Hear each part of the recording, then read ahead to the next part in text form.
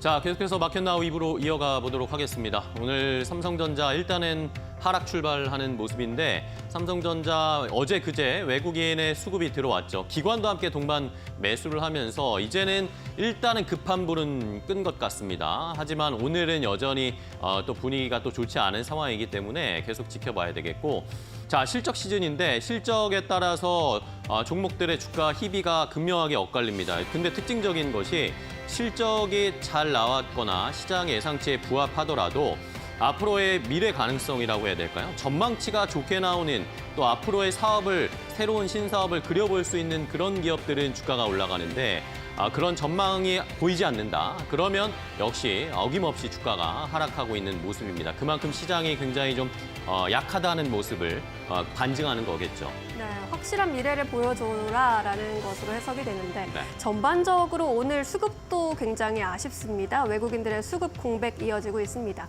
코스피, 코스닥 양시장에서 외국인 모두 매도 우위를 점하고 있고요. 코스피 시장에서는 외국인 현재 2천억 원 넘게 물량을 출해내고 있습니다. 수급도 그렇고 거래대금도 전반적으로 부족한 상황이 이어지고 있어서 전체적으로 좀 시장을 냉정하게 바라봐야 할 때인 것 같습니다. 네. 자, 이렇게 뭐 빅 이벤트들이 또 대기를 하고 있습니다. 내일은 삼성전자 확정 실적이 나오고 일본에서 금리 결정도 할 것이고 다음 주에 결국에는 미국 대선판으로 시장이 약간 흡수되고 있는 모습인데요. 오늘 시장의 분위기는 어떤지 그러면 이슈 브리핑을 통해서 자세하게 확인을 해보도록 하겠습니다.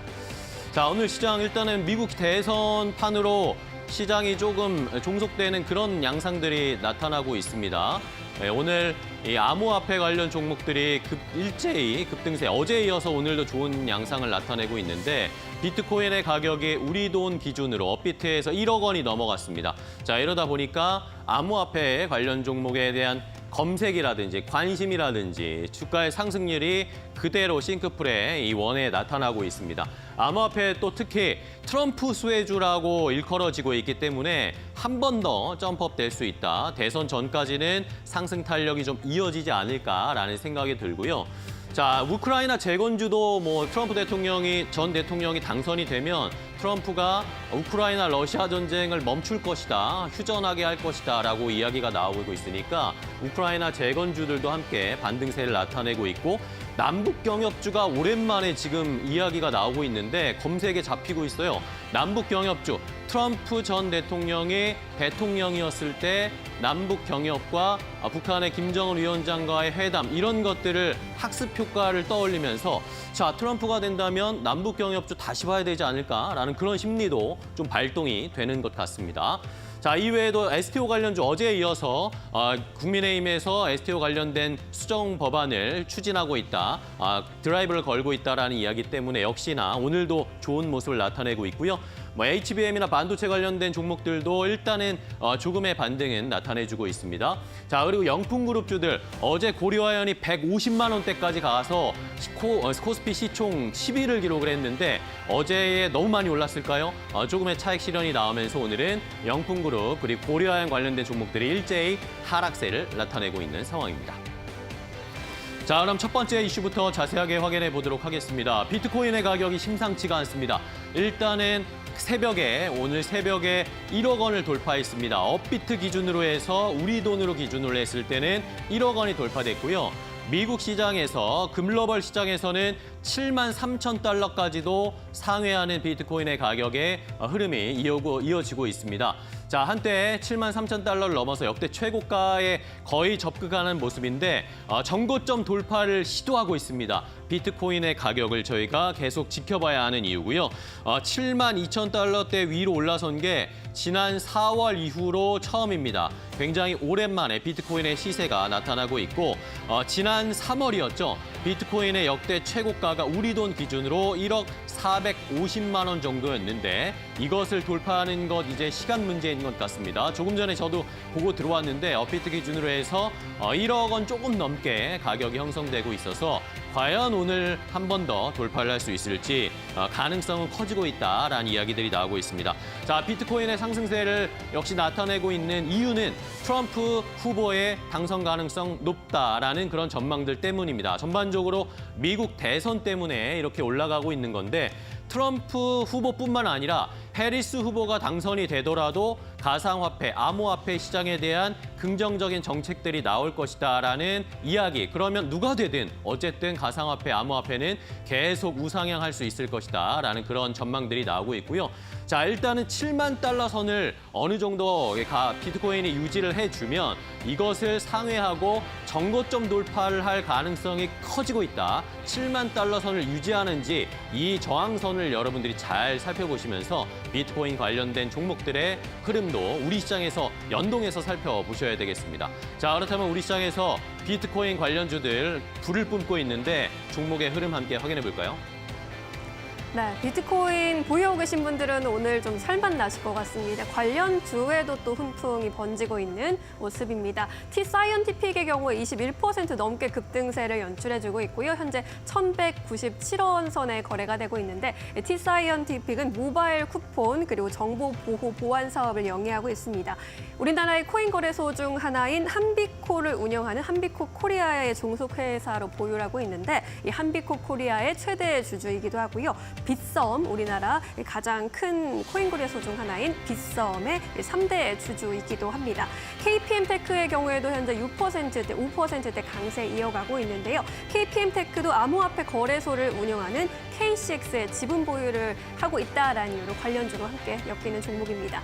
이 밖에도 FSN과 한국전자인증 동반 6%대 오름세 보이면서 각각 2,275원, 3,660원 선에서 거래가 되고 있습니다. 위지트의 경우에는 T-사이언티픽의 지분을 보유하고 있는 회사이죠. 현재 구간 4%대 오름세, 5%대 가까이 올라가고 있다라는 점 참고해 보시죠. 암호화폐 관련주들 살펴봤습니다. 자, 두 번째 이슈는 반도체를 살펴봐야 되겠죠. HBM과 반도체 관련된 종목들. 일단은 삼성전자는 오늘은 약간 쉬어가는 양상을 나타내고 있고 SK하이닉스는 다시 치고 올라가고 있습니다. 이런 상황에서 또 한미반도체도 오늘은 좋은 시세를 나타내고 있는데 자, 왜 이럴까요? 일단은 미국 시장에서 간밤에 새벽에 실적 발표, 구글의 실적 발표도 있었지만 AMD의 실적 발표가 있었습니다.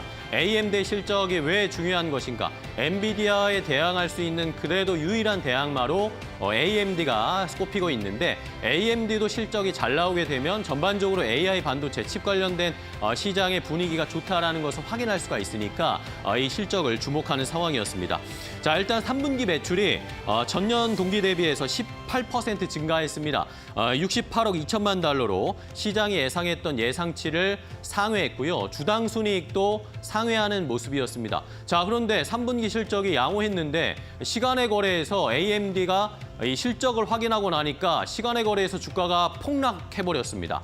왜 그랬냐 했더니 앞으로의 4분기의 전망, 앞으로의 전망치, 가이던스가 시장의 예상치를 하회했기 때문이었습니다. 그러니까 엔비디아 같은 경우에는 지금도 좋고 앞으로도 좋고 이런 이야기가 계속 나오는데 AMD는 일단은 3분기 실적은 어느 정도 시장의 예상치를 만족시켰는데 앞으로의 수요가 그다지 좋지 않게 나왔다. 시장의 예상보다 시장의 예상을 미스했다는 거죠. 앞으로의 전망치에 대한 실망감 때문에 AMD가 시간의 거래에서 폭락하는 모습이었습니다. 자, 이러면서 AI 칩 매출이 엔비디아 쪽에서는 계속 좋다고 얘기하는데 AMD 쪽에서는 예상보다 느리게 성장하고 있네라는 것들이 시장에는 조금의 부담을 주는 모습이었고요.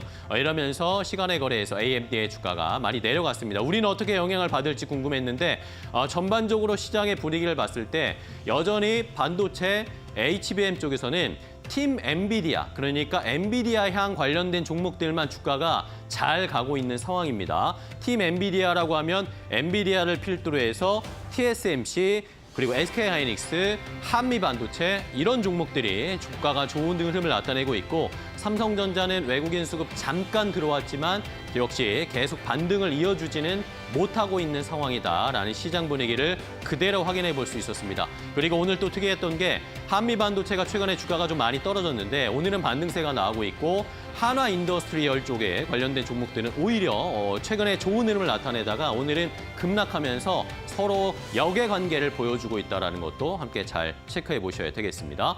자, 그럼 반도체 관련된 종목들의 주가 흐름 체크해 주시죠. 네, HBM 관련주들 함께 살펴보도록 하겠습니다. HBM 관련주 안에서 PMT의 시세가 현재 눈에 띄고 있습니다. 11% 넘게 급등해주면서 두 자릿수대 오름세 보여주고 있고요. 현재 4,490원 선 지나갑니다. 한미 반도체 말씀해 주셨는데 SK 하이닉스와 주가 강하게 연동이 되는 종목이죠. HBM 생산에 필수적인 열 압착 본딩 장비인 TSV TC 본더를 SK 하이닉스와 공동 개발해서 공급하고 있는 회사입니다. 현재 6%대 강한 오름세 보여주면서 98,400원 선, 거의 10만 원 선에 근접하는 그런 모습을 보여주고 있습니다. 보영의 경우에도 현재 5%대 오름세입니다. 보영도 HBM 공급 확대를 위한 어드밴스드 패키징 라인의 신설을 추진한다라는 것으로 알려졌습니다. 이 HBM 검사 수요가 증가함에 따라서 또 수혜가 기대되고 있는 종목 보영도 현재 1,820원 선 지나가고 있고요. ST의 경우에도 3%대 오름세가 포착이 되고 있습니다. HBM 장비 칠러, 갑, 큐어 등을 제조하고 판매하는 기업입니다. 오로스 테크놀로지의 주가도 1.23% 오르면서 16,500원 선 지나가고 있습니다. HBM 관련주 시세 마감까지 계속 이어질 수 있을지 지속적으로 체크해 보시면 좋겠습니다. 자, 세 번째 이슈는 이 테마주가 좀 형성이 됐습니다. 토스에 관련된 종목들의 주가 흐름을 오늘 좀 체크를 해봐야 되겠는데요. 장 초반에는 과연 굉장히 관심이 많이 쏠렸다가 시간이 지날수록 약간은 관심도도 떨어지고 탄력도 떨어지고 있긴 한 상황입니다. 그래도 저희가 살펴봐야 할 것이 토스의 운영사 비바 리퍼블리카가 국내 상장을 좀 철회하고 미국 나스닥 상장을 추진하고 있다라는 한 언론 보도가 있었습니다. 이런 것들이 이슈가 되면서 오늘 시장 장 출발할 때는 토스 관련주들이 급격하게 상승하는 모습을 나타냈는데요. 자, 토스의 운영사 비바 리퍼블리카 여러 가지 방법으로 IPO를 추진하고 있었습니다. 일단은 국내 시장에 상장할 계획으로 올해 2월부터 미래에셋이나 한국투자증권을 대표 주관사로 선정을 해서 추진을 하고 있었는데 이게 우리나라 시장이 워낙 좋지 않다 보니까 뭔가 분위기가 형성이 안 되고 이 비바 리퍼블리카 토스에 대한 평가 자체가 그다지 높지 않게 나오는 상황이 이어졌습니다. 그러다 보니까 지지부진하게 이거 상장하는 거야 마는 거야 지지부진한 상황이었는데 토스 쪽에서 해외 기관 투자자들에게 한번 평가를 받아봤답니다. 그러니까 해외 쪽에서는 이 핀테크에 대한 앞으로의 미래 성장 가능성을 좋게 평가하면서 몸값 가치가 10조 가까이도 될 수 있다. 그런 평가를 받았대요. 그러다 보니까 이럴 바에는 국내 시장에 상장하는 것보다 아예 미국으로 직행하는 게 낫겠다. 미국에서 좋은 평가를 받고 자금을 받는 게 낫겠다라는 그런 판단을 했던 것으로 보입니다. 자, 이러면서 한국 증시에서 핀테크가 고전하고 있고 시장의 가치를 받지 못하고 있는 상황을 미국 쪽으로 돌려서 오히려 상장 추진하겠다 이야기가 나오고 있고요. 아직 토스 측에서는 구체적인 시기나 결정된 사항은 없다라고 이야기는 하고 있지만 일단은 미국 나스닥 상장에 대한 기대감, 토스 관련된 종목들의 앞으로의 흐름은 미리 한번 저희가 체크를 해볼 필요는 있을 것 같습니다. 자, 그럼 토스 관련된 종목들 흐름 볼까요?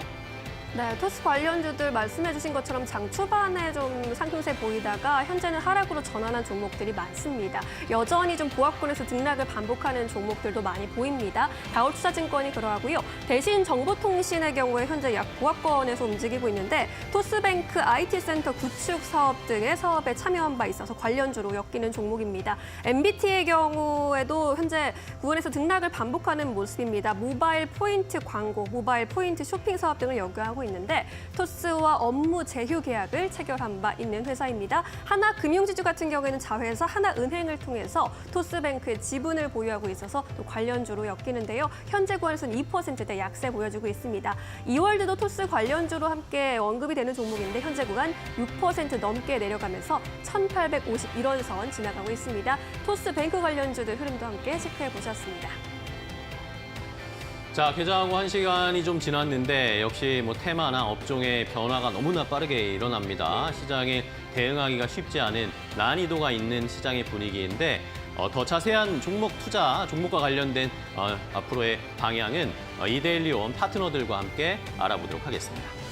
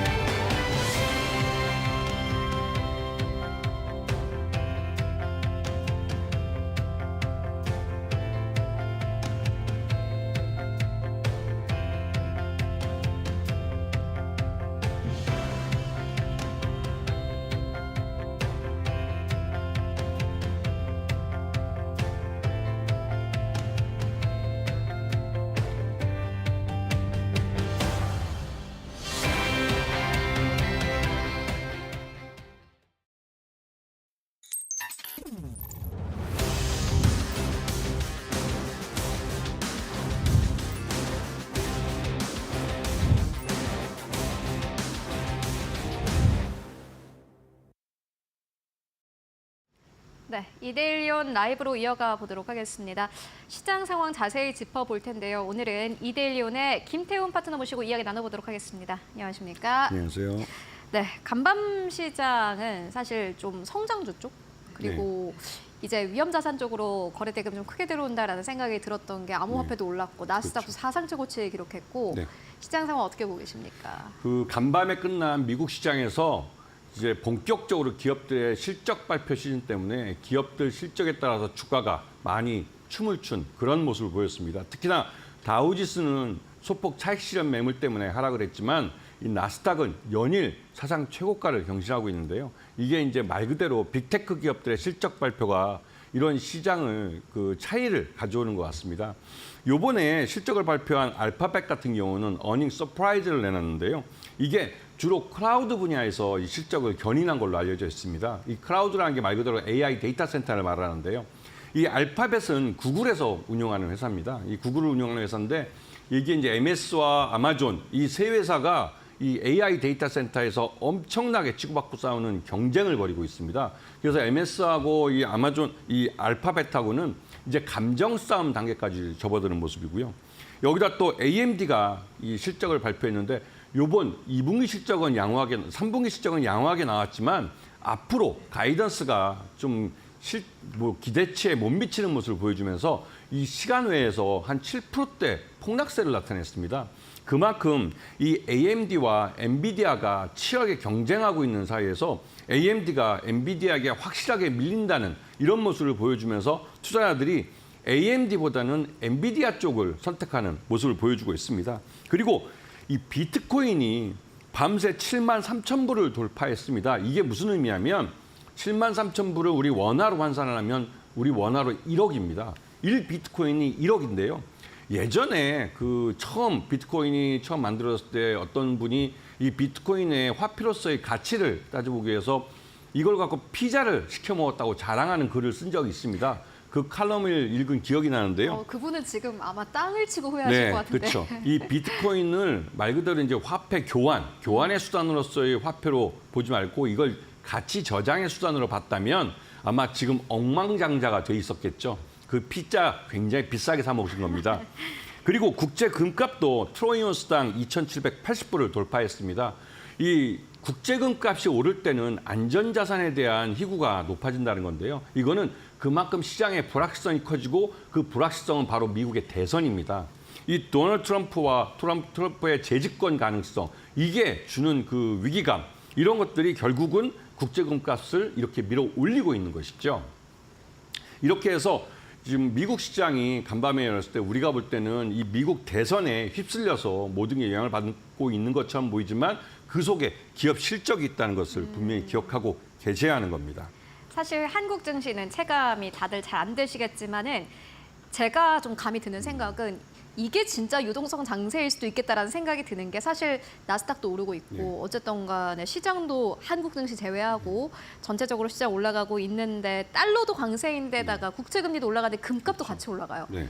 심지어 암호화폐까지. 네. 이거는 좀 보기 힘든 장인 것 같은데라는 생각이 드는데 그만큼 오늘 좀 이슈도 좀 많은 것 같아요. 어떤 이슈를 보고 계십니까? 이게 보면 미국 시장에서 이 금값이 오르고 또 비트코인이 오르고 하는 것들은 이 달러에 대해서는 어떻게 보면 안전자산 쪽입니다. 그죠, 그러다 보니 자산가들은 미국 대선이라는 불확실성 앞에 일단은 비트코인이나 금을 사들이면서 자금을 좀 도피시켜 놓은 것이죠.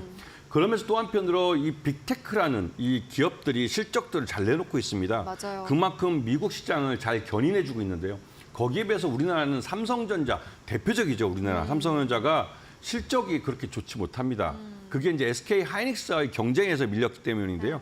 그나마 다행인 건 우리나라 기업 간의 경쟁에서 우리나라 기업인 SK 하이닉스가 이 HBM이라는 그 메모리 반도체 쪽에서 가장 고대역폭이라는 가장 비싼 이 반도체 쪽에서 수익을 내고 있다는 것이죠.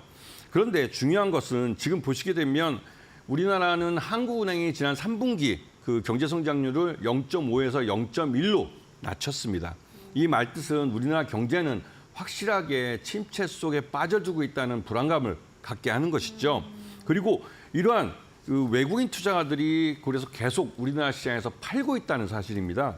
그리고 이러한 외국인들의 원화 자산을 판 것들은 곧바로 달러를 사들이면서 원달러 환율이 1,380원대에서 굉장히 불안하게 움직이고 있죠. 지금 우리나라 한국은행이나 또 기획재정부가 인정을 하고 있지는 않지만 1,380원대에서 매일매일 치열한 전쟁이 벌어지고 있습니다. 원화 가치를 지키겠다는 한국은행과 기획재정부가 우리 외환 보유고까지 허락하면서 시장에서 달러를 갖다 팔고 원화를 사들이면서 1,380원대를 지키겠다고 하고 있고, 외국인 투자가들은 원화 자산을 팔면 곧바로 달러를 사들이면서 이거를 해외로 빼나가고 있는 상황이죠. 왜? 지금 미국이 그나마도 시장이 이 기업들, 투자할 만한 기업들이 더 많다고 판단하기 때문입니다. 하지만 이러한 상황에서도 우리나라가 연말로 들어가고 있지 않습니까? 그러면 연기금들은 자신들이 투자해 놓은 종목들, 특히 대형주들, 올해 하락폭이 큰 대형주들 중에서 포기할 수 없는 종목들을 사들입니다. 그렇게 해서 자신들의 펀드의 수익률을 관리하는데 이걸 일명 윈도우 드레싱이라고 하죠. 이게 지난번에도 방송에서 말씀드렸지만 마지막 날 12월 29일 날 마지막 거래일만 하는 것이 아니라 한 달 전, 2달 전부터 이게 서서히 작용을 해서 자기들이 원하는 어느 정도의 수익률을 맞추기 위해서 주가를 끌어올리는 측면이 있습니다. 그렇기 때문에 지금 올 한 해 동안 많이 하락한 대형주들 중심에서 좀 기업이 그래도 앞으로 올해보다는 내년 실적이 좀 좋아질 것 같다 하는 종목들은 눈여겨보시면 충분히 좋은 저점에서 매수할 수 있는 기회를 가질 수 있을 겁니다. 바로 삼성전자가 생각나는데 네. 일단은 뭐 시장 자체가 좀 부진한 것은 결국에 실적에서 오지 않을까 싶습니다. 미국은 사상 최고치 가는데 왜 한국 증시 못 가냐 하고 얘기하시는 분들도 많으시겠지만 사실 한국 기업들이 내놓는 실적 생각해 본다면은 글쎄요, 뭐 안 좋은 기업들이 더 많은 것 같고, 그렇기 때문에 실적 대비해서 현재 주가가 어느 정도인지를 확인해 보시는 게 중요해 보입니다. 오늘 시장에서 특징적인 섹터 종목 짚고 가죠. 네. 우리나라 증시에서 가장 화두가 되고 있는 것은 역시나 한반도 지정학적 리스크입니다. 이 부분이 우리 증시를 모두 잡아먹고 있는 그런 재료가 되고 있는데요. 이 한반도 지정학적 리스크에서 이게 이제 단순히 한반도뿐만 아니라 이제는 러시아와 우크라이나 전쟁까지 확대돼서 이 지정학적 리스크가 우리 증시에 발목을 잡고 있는 그런 모습입니다. 하지만 이 속에서도 좋은 기회를 주는 종목들이 있는데요. 이번에 국방부가 자폭 드론을 연내에 실전 배치하겠다고 발표를 했습니다. 연내에 봤자 이제 11월, 12월 2달밖에 안 남았는데요. 이 부분은 국방비를 직접 들여서 이 자폭 드론을 구매하겠다는 뜻으로 올해 내에 계약이 될 가능성이 크고, 그렇기 때문에 지금 드론 관련주에서 네온테크나 코컴, 퍼스텍 같은 종목들을 잘 봐주셔야 됩니다. 특히나 이 퍼스텍이라는 회사는 실제로 이 자회사인 유콘 시스템이라는 회사를 통해서 이제 드론을 만들고 있고, 특히 이 지뢰제거 로봇을 국책과제로 이미 개발을 완료한 회사입니다. 이 지뢰제거 로봇 같은 경우는 우크라이나에 실제로 제공이 가능한 그런 무기이기도 하고, 또 한편으로 이게 재건 사업, 우크라이나 재건 사업에 반드시 필요한 그러한 재료입니다. 그렇기 때문에 이 퍼스텍 같은 경우는 올해보다도 내년이 더 기대가 되고 있는 그런 회사이기도 한 것이죠. 네, 오늘 보니까는 방산주도 잘 가고 굉장히 특이하게 방산주랑 재건주가 같이 가고 있습니다. 그 가운데서 김태훈 파트너님께서는 계속해서 퍼스텍 주목하고 계신다라는 의견을 이번 주 내내 전해주고 계십니다. 여러분들 관련주 포트폴리오에 담아보실 분들이라면 관련주 함께 찾아보시면 좋을 것 같고요. 그 이외에 또 어떤 이슈 보고 계십니까? 네. 어제 뉴스가 하나 나왔는데요. 이 토큰 증권, STO라는 건데 이게 제도권에 들어온다는 소식입니다. 즉 국회에서 관련 법이 만들어지는 것인데요. 김재석 국민의힘 의원이 자본시장법, 전자증권법 일부 개정안을 발의했습니다. 이게 이 토큰 증권이라는 건 말 그대로 증권이나 채권 같은 것들, 우리가 일반적으로 알고 있는 유가증권을 이거를 디지털 자산화해서 이 소액으로 투자할 수 있게 만들어주는 것입니다. 그러다 보니 이 토큰 증권은 또 하나의 계층 사다리라고 이렇게 부르는 젊은 친구들이 있더라고요. 그런데 이러한 토큰 증권이 만들어지고 제도권이 들어오면 여기에 투자될 수 있는 기회가 많아지고 또 관련주들이 우리 증시에 상장이 되어 있습니다. 보시게 되면 뱅크웨어 글로벌이나 서울옥시전, K옥시전, 또 갤럭시아 머니투리, 그리고 핑거 같은 회사들이 있는데요. 이 중에서 주의 깊게 봐야 될 건 갤럭시아 머니투리와 핑거라는 회사입니다. 이 회사들 모두 이 토큰 증권을 발행, 유통하는 솔루션을 개발하는 핀테크 기업들인데요. 결국은 이런 것들이 이 핀테크 기업들이 실제로 돈을 버는 기회로 작용할 수 있기 때문입니다. 이렇게 STO 관련주도 함께 짚고 왔습니다. 이번 주 들어서 시세가 계속해서 나오고 있습니다. 참 오랫동안 잊혀졌던 테마이기도 한데 다시 한번 주목을 받고 있다라는 부분이 새롭고요. 이어서 오늘 또 비트코인 쪽도 좀 연결해서 보면 좋을 것 같아요. 네. 그렇죠? 그 비트코인이 우리 시장에서 미국에서는 73,000불이고 우리 시장에서는 1억입니다. 비트코인, 원 비트코인이 1억이라는 큰 자산이 됐는데요. 그런데 이 비트코인이 이렇게 올라가게 되는 이유는 미국 대선과 또 밀접하게 연결되어 있습니다. 도널드 트럼프가 지난 여름에 2024 비트코인이라는 그 행사에서 이 비트코인, 그러니까 가상자산, 암호화폐에 굉장히 유리한 발언들을 했고 정책적으로 앞으로 자기가 대통령이 된다면 그런 것들을 내놓겠다라고 발표를 했습니다. 그러면서 미국에 있는 이런 코인러들이 대규모로 이 비트코인을 매수하기 시작했죠. 그러면서 비트코인이 연일 상한가를 이렇게 계속 상승세를 타고 있고 이제 직전 고점을 바로 코앞에 두고 있습니다. 그러면서 우리 시장에서도 이 비트코인 관련주들이 이제 시장에서 관심을 받고 있는데 특히나 그 중에서 두나무, 즉 업비트라는 가상자산 거래소의 최대 주주인 이 두나무의 주주사들, 이들이 굉장히 시장에서 관심을 받고 있죠. 왜?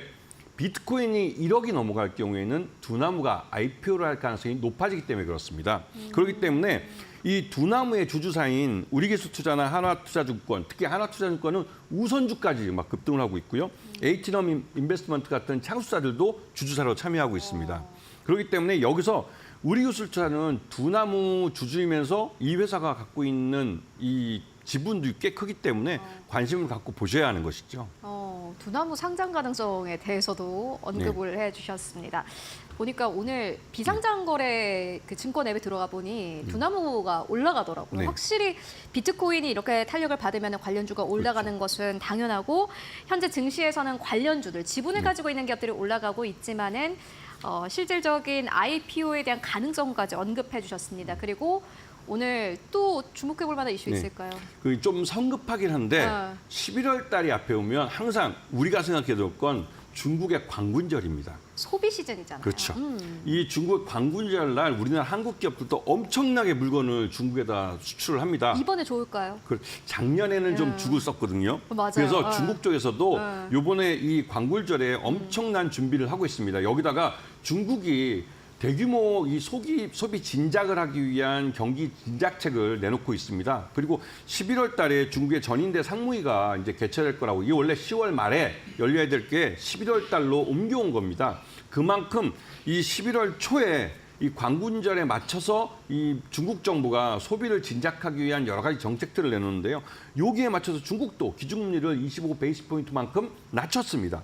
그러면서 돈을 쏟아 붓고 있는 것이죠. 그리고 그게 11월 11일 날 광군절 날 나타날 건데요. 우리나라에서 소비주들이 광군절 날 엄청나게 중국에다가 물건을 밀어내고 있습니다. 그리고 이게 얼마만큼 팔려든지 11월 11일 날 밤 12시 땡 쳤을 때 이제 공개가 되는데요. 이때 우리나라 이제 아모레퍼시픽 같은 경우는 중국에다가 엄청나게 이 화장품 부분에 투자를 해놨습니다. 그래서 중국 소비가 시장이 침체되면 아모레퍼시픽도 죽을 쓰는 것이죠. 그래서 올해 1년을 돌이켜 보시면 아모레퍼시픽 주가가 별로 안 좋았습니다. 그런데 마지막 이 11월 10일 날 광군절 날 한번 역전을 할 수 있는 기회가 찾아오는데 이때 아모레퍼시픽을 관심 있게 한번 보셔야 될 필요가 있는 것이죠. 네, 오늘 10월 30일입니다. 내일은 이제 10월 31일 그리고 이번 주에 벌써 이제 11월을 맞이하게 되는데 추워지면은 소비 시즌입니다. 특히나 중국이 최근 들어서 경기를 부양하려고 엄청난 노력을 들이고 있습니다. LPR 금리도 낮춘 상황이고 계속해서 돈을 풀 것이다라는 전망 나오고 있습니다. 이와 관련해서 소비주 함께 미리 좀 보면 좋겠다라는 의견 듣고 왔고요. 그렇다면은 파트너님 오늘 시장에서 좀 보시는 기업 있으실까요? 네. 조금 전에 언급했던 이 비트코인 관련해서 우리기술투자라는 창수사를 좀 주의 깊게 보셔야 됩니다. 네. 우리기술투자는 이 창투업 1세대 회사입니다. 그래서 자기 나름대로의 창투업 쪽에서 일을 잘하고 있는 기업이기도 하고 또 한편으로 투자를 잘해놓은 것이죠. 두나무의 주주사로 여기에 꽤 큰 지분을 갖고 있는데요. 이 회사의 그 사업보고서상 보면 55억을 투자를 해서 지금 그 가치가 5천억이 넘고 있습니다. 그런데 두나무가 IPO를 발표할 경우에는 이 가치가 따블인 1조 원을 넘어설 거라는 말이 나오죠. 그렇게 되면 우리기술투자의 주주분들은 아마 실제로 이게 이제 두나무가 IPO를 진행하면 이 지분을 팔아서 일부를 이제 배당으로 돌려줄 텐데요. 우리기술투자 이 주주분들은 아마 꽤 큰 수익을 가져갈 수 있을 겁니다. 그렇기 때문에 우리기술투자는 단순하게 이게 이제 이 두나무라는 회사의 지분을 갖고 있다고 해서 이게 산다기보다는 자체적인 사업에서도 사업을 잘하고 있고 그러니까 안정적이라는 것이죠. 그러면서 투자도 잘하면서 두나무라는 미래 성장성 또 미래 큰 수익을 가져올 자산을 갖고 있다는 이런 점을 주의 있게 보시면서 이 우리기술투자 투자에 대해서 좀 관심을 갖고 접근하시는 게 좋을 것 같다는 생각이 듭니다. 특히나 다시 한번 강조하지만 비트코인이 1억을 넘었습니다. 1억을 넘으면 두나무 이 경영진들에 대해서 이 주주사들이 IPO를 요구합니다. 왜? 두나무에 IPO 할 때 그 상당한 가치를 인정받을 수 있는 가격이 비트코인 1억이기 때문에 그렇죠. 근데 1억 넘은 사례가 있지 않습니까? 이 넘었을 때 준비를 하려고 했지만 너무 빨리 내려왔습니다. 이게 이 몇 번, 벌써 한 2번 정도 기회가 있었었는데 그때 두나무 경영진들이 망설이다가 기회를 놓쳤습니다. 이번에는 이 우리기술투자뿐만 아니라 한화 그 투자증권 쪽도 그렇고 이쪽에서 굉장히 좀 이렇게 벼르고 있습니다. 왜냐하면 이쪽도 투자를 한 것은 언젠가 회수할 거를 전제로 해서 하는 건데 이 기회가 점점 뒤로 밀려지면서 너무 오랜 기간 돈이 물려 있는 그런 부분이 있습니다. 그래서 두나무를 이번 기회에 상장을 하라고 계속 이제 푸시를 하는 걸로 알려져 있죠. 가격대 보시는 거 있으실까요? 일단은 우리기술투자 같은 경우는 지금 여러분들도 이게 보시면 아시겠지만 매수가를 저 같은 경우는 한 9,500원 정도 이 부분도 지금 2분기 실적을 기준으로 봤을 때 이 우리기술투자의 적정 주가는 9,500원 정도로 저는 보고 있습니다. 저는 제가 그렇게 본다는 것이고 이게 객관적인 그 가치를 갖고 있는 건 아닙니다. 네. 주관적인 것이고 그리고 그렇기 때문에 9,500원 이하로는 저는 일단은 매수하는 포지션을 잡겠고 그러다가 이게 8,500원까지 밀리면서 주가가 하락한다면 아마도 이거는 그 이 비트코인 가격이 1억이 다시 깨졌을 것입니다. 맞아요. 그래서 이제 두나무의 IPO가 다시 물건을 넣어갔을 가능성이 크기 때문에 그때는 좀 더 손절매를 치면서 기회를 다시 보겠지만 이게 한번 이 9,500원에서 매수가가 다시 올라가기 시작한다면 아마도 한 13,500원 정도는 지금 현재 이 우리기술투자의 4분기 실적이나 이런 걸 봤을 때 가능한 것으로 보이고 두나무가 그 사이에 IPO를 발표한다면 이 목표 주가는 훨씬 더 위로 올려갈 수 있을 겁니다. 그런 부분들을 염두에 두시고 이 종목에 관심을 갖고 보시는 게 좋을 것 같습니다. 네, 알겠습니다. 지금까지 김태우 파트너와 함께 이야기 나눠봤습니다. 말씀 고맙습니다. 감사합니다.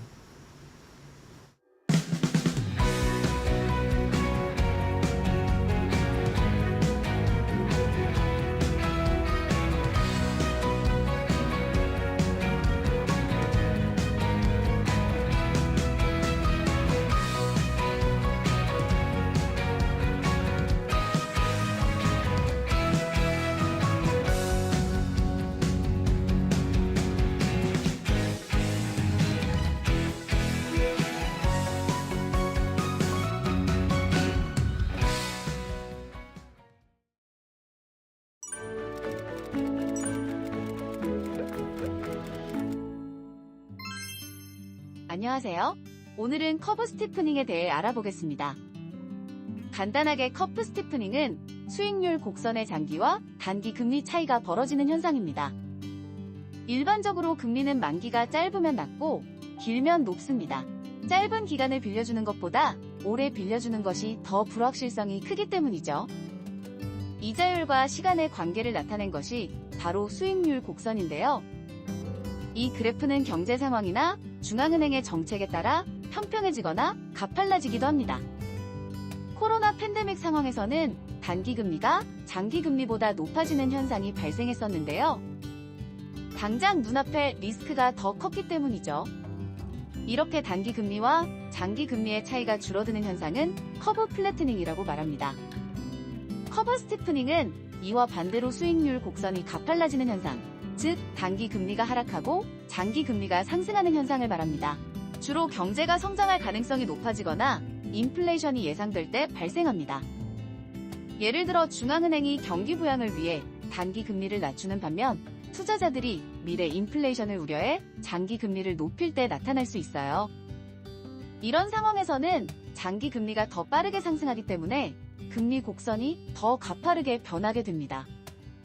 투자자 입장에서는 장기 금리가 오르면 미래의 경제 성장을 기대하고 장기 투자를 선호하게 되죠. 그리고 이것은 기업 투자, 소비 증가, 고용 확대 등 경제 전반에 긍정적 영향을 미칠 수 있게 되는 것이죠. 이처럼 커브 스티프닝은 단순한 금리 변화 이상의 의미를 담고 있어 금융시장과 경제의 움직임을 예측하는 데 중요한 역할을 합니다. 커브 스티프닝 이해가 되셨나요? 어려우시다면 이데일리 TV를 계속해서 시청해주세요. 더 쉽고 유익한 정보 전해드릴게요.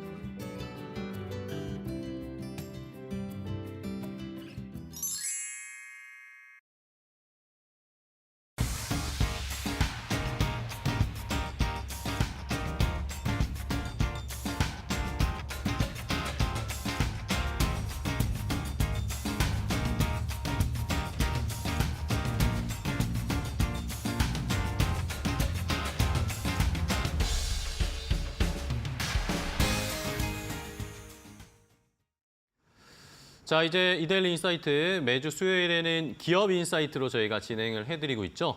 자, 요즘 뭐 시장이 워낙 어렵고 시장 자체에서 종목 발굴하기도 어렵고 뭐 좋은 종목 발굴했다 해도 시세가 잘 나오지 않잖아요. 이렇기 때문에 오히려 이럴 때일수록 좋은 기업이 탄탄한 모멘텀이 있는 그런 종목들을 잘 속간해보는 게 좋은 시기인 것 같습니다. 너무 우리가 뭐 테마주나 빠르게 움직이는 종목들만 살펴볼 것이 아니라 오히려 이런 때 펀더멘털이 좋은 기업들을 발굴해볼 수 있도록 도움을 드리고 있는데요. 자, 기업 인사이트 오늘은 그로스 리서치의 이재모 대표와 함께 이야기를 나눠보도록 하겠습니다. 안녕하세요. 반갑습니다. 네, 안녕하세요. 네, 반갑습니다. 반갑습니다. 제가 이 그로스 리서치 이 리포트들 잘 보고 있습니다. 네, 감사합니다. 좋은 리포트들이 많더라고요. 그래가지고 저희가 이데일리 TV에서 꼭 이재모 대표님이랑 한번 이야기를 나눠보고 싶었어요. 독립 리서치 운영하시면서 실제로 기업도 많이 탐방하시고 이렇게 또 리포트 발간하신다고 들었습니다. 네, 맞습니다. 일단 저희는 저 포함해서 이제 2명의 연구원이 있는데요. 예. 저희가 대략 한 달에 한 10개에서 뭐 많으면 15개 정도의 기업 탐방을 지금 다니고 있습니다. 그래서 저희가 다녀온 기업들 중에서 나름대로 또 이제 선별해가지고 좋은 기업 위주로 보고서 발간을 하고 있고요. 저희가 아무래도 독립 리서치다 보니까 좀 이왕이면 시장에 좀 정보가 없는 기업들, 1년에 뭐 보고서 잘 나오지 않는 그런 기업들 중심으로 좀 발굴하는 느낌으로 이제 기업들의 탐방을 다니면서 그 내용들을 시장에 전달하고 있고, 저희 표현으로는 정보의 비대칭성을 해소한다 이렇게 표현하거든요. 그래서 네. 시장에 특히 뭐 여의도에서는 뭐 많은 정보들이 있지만 또 개별 기업별로 보면은 정말 좋은 기업들도 많은데 그쵸. 이런 기업들의 어떤 투자 포인트나 사업의 현황을 잘 몰라서 투자를 못하는 경우도 있습니다. 그래서 저희는 그런 기업들이 지금 어떻게 사업이 진행이 되고 있는지 그런 것들에 대한 나름의 어떤 팩트 체크 이런 것들을 하면서 시장에 좀 전달하는 그런 역할들을 좀 하고 있습니다. 네, 좋습니다. 저희 뭐 기업 인사이트와 취지가 딱 맞기 때문에 또 이재모 대표님의 앞으로의 리포트들도 기대가 되고 오늘도 기대가 되고 최근에 그래도 발간한 리포트들도 저도 유심히 잘 봤는데 뭐 시장에서도 나쁘지 않은 것 같아요. 저희 종목이 아무래도 좀 스몰캡이다 보니까 좀 상반기만 하더라도 대형주 중심의 큰 종목에 시장이 많이 좀 집중되어 있었다라고 보면은 하반기 들어 아무래도 좀 시장 자체가 약간 좀 눌려있고 네네. 침체되어 있다 보니까 좀 톡톡 튈 수 있는 뭐 그런 좀 시가총액이 좀 작은 기업들에 좀 시장에서 많이 주목하는 것 같아요. 그러다 보니까 작은 이슈들과 함께도 주가가 좀 많이 올라가는 흐름들이 나오고 있고 저희가 아무래도 좀 이 보고서 발간하면서 주가가 늘 오르길 바라잖아요. 저희 입장에서도. 그쵸. 그래야 좀 저희도 또 주목도 받고 그러는데 나름 저희가 그 발간한 보고서들 최근에 수익률 체크해 봤더니 그런 대로 많이들 올랐습니다. 그래서 이 내용들이 시장에 좀 전달되면서 매수가 그래도 들어오고 있구나 이렇게 저희는 그냥 판단하고 있습니다. 네, 좋습니다. 자, 그로스 리서치에서 어쨌든 뭐 시장에 잘 정보가 공유되지 않는 또 숨어 있는 좋은 알짜 기업들을 잘 발굴해서 레포트를 뭐 작성해 주시고 투자 전략도 알려주고 계신데 자 그렇다면 오늘 저희 처음으로 이재모 대표님과 이야기를 나눌 텐데 오늘은 어떤 기업을 다녀오셨나요? 네, 일단 오늘 제가 말씀드리고 싶은 기업은 DKND라고 하는 기업입니다. DKND? 네, DKND는 제가 10월 10일 그 베트남 현지 그 공장을 직접 다녀왔고요. 라인 투어라고 이번 달에 보통 했고요. 다녀오셨어요? 네네 맞습니다. 다녀왔고 한국에 복귀해서 다시 그 서울 사무소가 위치한 곳이 이제 그 서울 도곡동 강남 쪽에 위치하고 있는데 거기 또 방문해서 또 베트남 공장 이외에 다른 사업부도 있거든요. 그래서 그 사업부도 한 번 더 들어서 2번 정도 제가 이제 탐방을 진행한 기업이고요. 요 내용들 베트남 공장 후기까지 해서 자세히 이제 설명을 드리도록 하겠습니다. 네, 좋습니다. 뭐 본사는 안산에 있고 뭐 서울 사무소 도곡동에 있고 베트남도 직접 다녀오셨다니까 뭐 그쪽의 생산 라인이나 현지 분위기 어떤지 굉장히 궁금한데 자 그러면은 DKND 뭐 좀 하나씩 더 파보도록 하겠습니다. 일단은 뭐 투자자분들, 시청자분들이 약간 생소하신 분들도 있으실 것 같은데 DKND가 어떤 회사입니까? 뭐 하는 회사예요? 네, 일단 동사는 2000년도 설립된 기업인데 네. 그 당시에 동광화성이라고 하는 이제 사명으로 설립된 기업이고요. 2014년도에 합성 피혁을 제조하는 그러니까 생산 법인입니다. 네네. 두림테크라는 기업을 인수를 합니다. 그래서 2016년도에 동광의 DK를 따고 그 다음에 두림테크의 D를 따서 DKND 이렇게 이제 사명을 DKND군요. 예, 이제 변경을 하게 됩니다. 그래서 동사가 이렇게 사명이 지어졌고요. 2018년도 코스닥 시장에 상장해서 지금 대략 한 6년 정도 지금 거래가 되고 있는 코스닥의 알짜 기업이라고 보시면 되겠고 21년도에는 그 스포츠용 모자 제조 전문 기업, 보통 우리가 모자 OEM 사업이라고 하는데요. 네네. 이 DKND가 다다 CNC라고 하는 이제 기업을 인수합니다. 그래서 이렇게 좀 계열사를 꾸미고 있는 회사라고 이제 보시면 될 것 같습니다. 네. 일단 주요 사업은 본사 안산에서 많이 이제 생산하고 있는 게 바로 합성 피혁 제품이라고 보시면 합성 되겠고 DKB나 제가 다녀온 베트남 법인 같은 경우에는 신발 합성 피혁용 부직포, 그러니까 합성 피혁을 만들기 위한 전 단계의 원재료 보시면 될 것 같아요. 이제 부직포를 주로 만드는 게 지금 사진에 나오지만 DKB나 베트남 생산 법인이고요. 그리고 다다 CNC 같은 경우는 방글라데시에 위치를 하고 있습니다. 여기는 이제 모자 OEM 사업을 하고 있는데 이 회사 같은 경우에는 그 21년도 인수 전까지 기업 회상에 들어갔었어요. 원래는 좀 글로벌 1위 하던 기업이었는데 네네. 업황이 좀 안 좋아지면서 좀 약간 어려움 겪었었는데 동사가 이제 인수를 싸게 했군요. 인수를 한 거죠. 그래서 지금은 오히려 인수한 이후에 매출 이익이 상당히 잘 나오고 있습니다. 그래서 오히려 캐시카우 역할을 지금 해주고 있기 때문에 동사의 모자 OEM 사업 이렇게 지금 사업들이 이루어져 있다라고 보시면 되겠고 네. 중국의 상해 법인이 있는데 상해 법인의 역할은 뭐냐면은 동사가 부직포도 만들고 합성 피혁도 만들고 모자도 만들잖아요. 네네.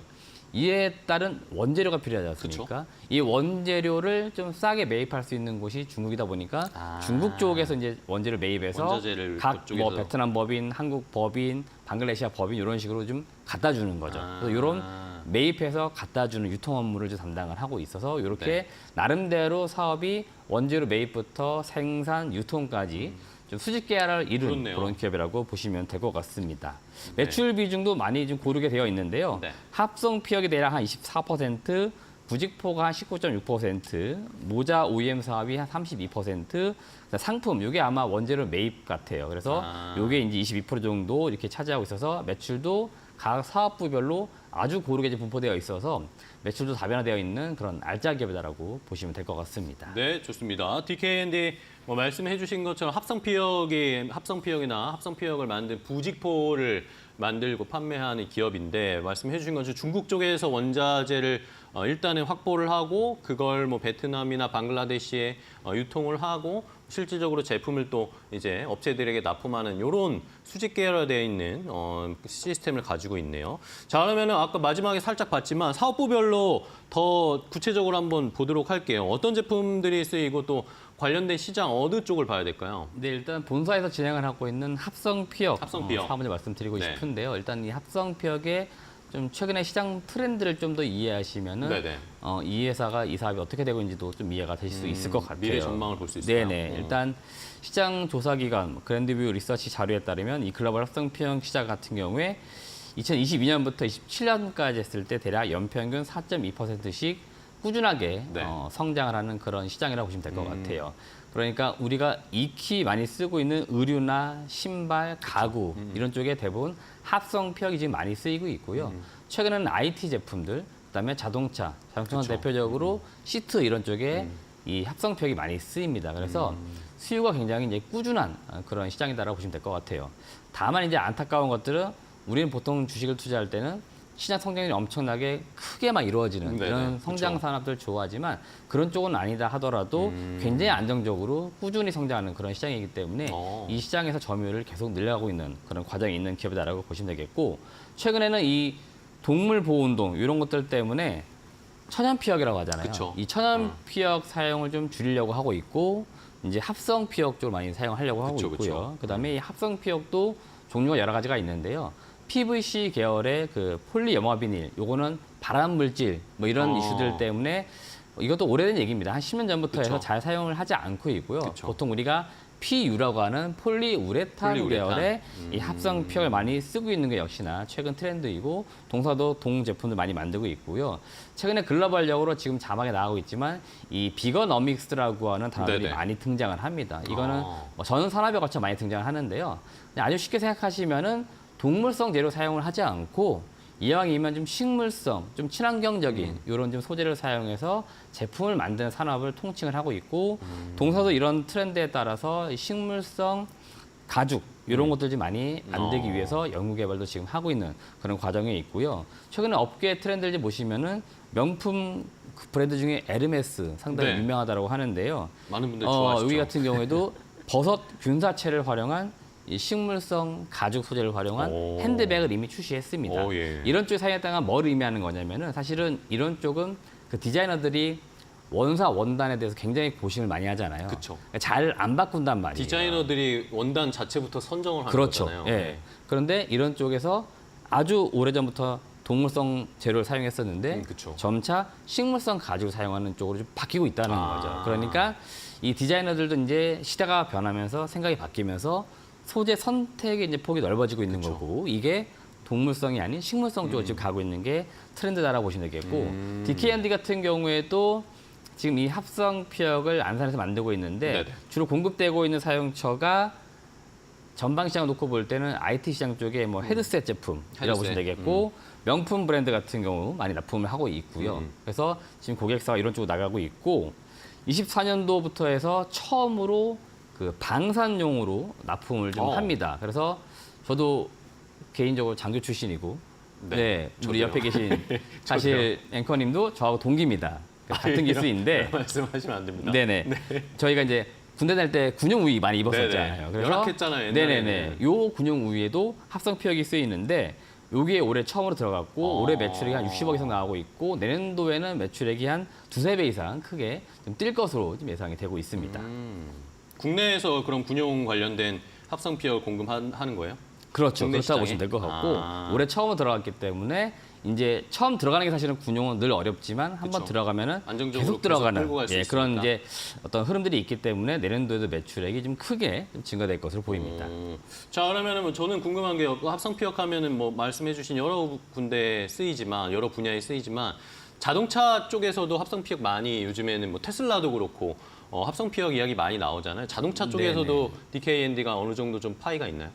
원래는 파이가 좀 있었는데 이 자동차 쪽은 영업 이익률 자체가 그렇게 높지가 않아요. 아, 그래요? 그러다 보니까 회사 입장에서는 좀 전체적 마진율을 높이기 위해서 마진율이 좀 낮은 쪽 사업을 철수를 하려고 했었는데 오히려 최근에는 동사 제품이 워낙 좋다 보니까 오히려 증설 요구를 받고 있어요. 고객사로부터. 그러니까 장기 공급 물량 그다음에 이익률 보장도 해주겠습니다. 이런 어떤 나름의 가격을 그렇죠 맞춰주겠다는 보장해주는 느낌으로 우리에게 제품을 공급해줄 수 있겠느냐 이런 요구를 많이 받았기 때문에 회사 입장에서는 그동안에는 이익률 낮아서 안 하려고 했다가 이익률 좀 마진이 보장되고 하면은 또 안할 포기할 이유는 만한 안할 이유는 없죠. 이유는 없으니까 그래서 다시 한번 증설 좀 검토하고 있다 이렇게 지금 이야기를 하고 아, 있습니다. 일단은 뭐 자동차 쪽도 뭐 시장 합성 피혁 시장이 점점 늘어나고 있으니까 뭐 일단은 뭐 마진이 안 맞아서 좀 줄이려고 했는데 오히려 또 외주 업체들에서 주문을 하는 이런 상황이 펼쳐지고 있으니까 앞으로 그쪽 파이가 어느 정도 늘어나는지도 한번 잘 지켜봐야 되겠네요.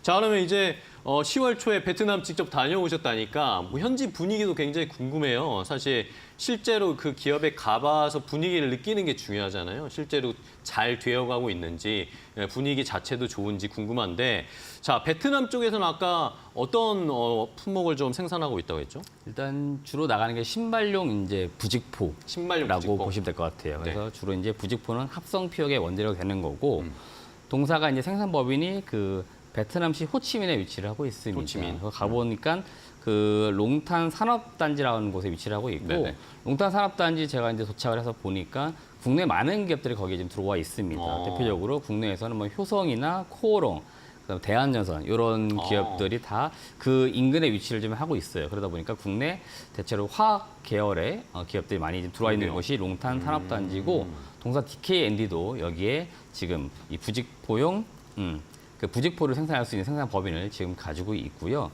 공장의 전체 규모를 봤더니 16,893제곱미터이고 생산 라인은 총 4개 라인을 지금 보유를 하고 있습니다. 그래서 4개 라인을 가지고 지금 열심히 부직포를 만들어서 주로 신발, 뭐 공 이런 작품을 하고 있고요. 여러분들이 그 잘 아시는 스포츠 브랜드들이 있습니다. 나이키, 아디다스 뭐 이런 그 완제품, 그러니까 최종 사용자가 되겠는데 이 최종 사용자들의 원재료단을 동사가 만들어서 공급한다라고 보시면 됩니다. 그렇기 때문에 밸류체인으로 놓고 볼 때는 중간에 신발 만들어주는 OEM 업체도 있고 또 합성편을 만드는 업체들도 있는데 네. 그 첫 단추는 지금 DKP나 DKND가 만들어주는 거고 최종 사용자는 스포츠 브랜드 업체들이 완제품을 만들어서 판매를 하는 거죠. 이런 지금 밸류체인을 지금 가지고 있다라고 보시면 될 것 같습니다. 그럼 DKND의 어쨌든 이 원재료가 올라가고 보면은 결국에는 나이키나 아디다스 이런 스포츠 용품 뭐 아니면 스포츠 의류나 이쪽으로 사용이 된다는 거죠? 맞습니다. 알겠습니다. 자, 그러면은 이제 아까 뭐 공장을 업그레이드하고 있다. 공장 라인 일단 4개라고는 했는데 더 업그레이드하고 있다는 거는 역시 이쪽에서 스포츠 의류나 이 브랜드 쪽에서도 여전히 좀 주문이 많다라고 볼 수 있는 건가요? 네, 맞습니다. 일단 회사 입장에서는 공장을 업그레이드한다는 것들은 생산 효율화를 위함이고 결국 이거는 기업 입장에서 볼 때 영업의 어떤 이익률과도 좀 연관될 수밖에 없습니다. 효율화시켜야 지금 되니까. 총 4개 라인 중에서 지금 완료된 거는 3개 라인이 지금 그 업그레이드 완료가 됐고요. 마지막 지금 1개의 라인이 지금 업그레이드 개조 중에 있는 겁니다. 그래서 올해 연말쯤 갔을 때는 4개 라인 모두 다 업그레이드된 상태로 이제 완료될 것으로 보이고요. 내년부터는 이게 이제 풀 가동되니까 아무래도 생산성이 훨씬 더 좋아질 거다 보시면 되겠고 지금 자막에 나가지만 한 개 라인당 월 매출액 기준 놓고 볼 때 한 18억 정도 매출 낼 수 있는 라인이었는데 24억 정도로 매출이 늘어나는 거고요. 연 매출 놓고 볼 때는 한 226억에서 290억대까지 매출이 이제 증가가 조금씩 되는 거죠. 이게 이제 곱하기 4 정도 해보시면 대략 생산 캐파는 지금 나오는 거고요. 이런 식으로 지금 생산성을 높이면서 동사가 영업이익을 높이는데 기존의 영업이익률은 2자릿수 이상입니다. 15% 나오는데 지금 20%대까지도 영업이익, OP 마진을 좀 올리겠다라고 지금 하고 있는 거기 때문에 이런 점들이 지금 상당히 공장 어떤 생산성 측면에서 좋아지고 있다라고 보시면 될 것 같고요.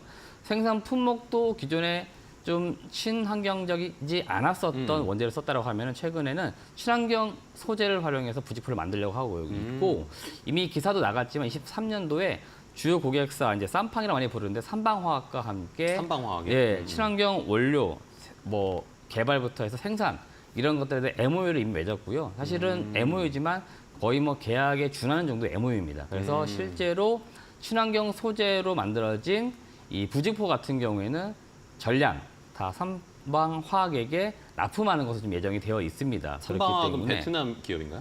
삼방화학 같은 경우는 중국 중국 예, 기업이에요? 보면 될 것 같고 요게 또 이 기업이 다시 또 대만의 업체에게 또 갖다 이런 아마 구조일 겁니다. 아마 삼방화학도 대만의 기업일 거예요. 예, 그래서 대만 업체에 갖다 주고 대만 업체들이 이제 이 원재료를 가지고 결국 신발까지 만들어서 납품하는 이렇게 되는 거죠. 네, 좋습니다.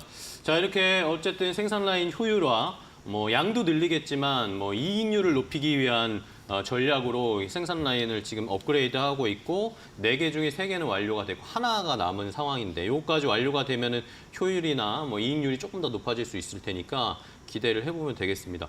그런데 이제 또 여러 가지 아까 크게 4가지 사업 부분 정도로 나눠봤는데 저는 눈에 띄었던 게 아까 그 스포츠용 모자 매출이 오히려 제일 크더라고요. 네, 맞습니다. 이쪽은 어떻게 일단 되고 있나요? 이게 모자 OEM 사업이라고 회사는 부르고 있는데 네네. 이제 다다 CNC가 사업을 하고 있고요. 크게는 모자도 이제 형태가 2가지가 있는데 네네. 하나는 이제 블랭크 모자. 블랭크는 브랜드 로고도 없고 문구 아무것도 없는 그냥 모자라고 보시면 될 것 민자 같아요. 모자. 그렇죠. 네. 예. 모자 형태만 있는 네네. 모자라고 보시면 될 것 같고 자수 모자는 이제 브랜드 로고도 들어가 있는 그런 모자라고 보시면 될 것 같은데 요 모자의 더 영업이익률을 듣고 저도 깜짝 놀랐어요. 얼마나 되나요? 블랭크 같은 경우에는 OP 마진이 9에서 15% 나오고요. 오. 자수 모자 같은 경우에는 OP 마진이 12에서 25%까지 나온다고 합니다. 자수가 있는 게 오히려 더 높네요. 네네. 아무래도 수작업 좀 들어가 주다 보니까 그걸로 노동력, 가격을 조금 더 높일 수 네네네, 있으니까. 그렇죠. 마진을 더 높이는데 전체적으로 저는 이 모자 사업이라고 하는 게 크게 성장 산업도 아닌 것 같고, 그러니까요. 그래서 이익률이 높지는 않을 줄 알았는데 마진이 굉장히 높아요.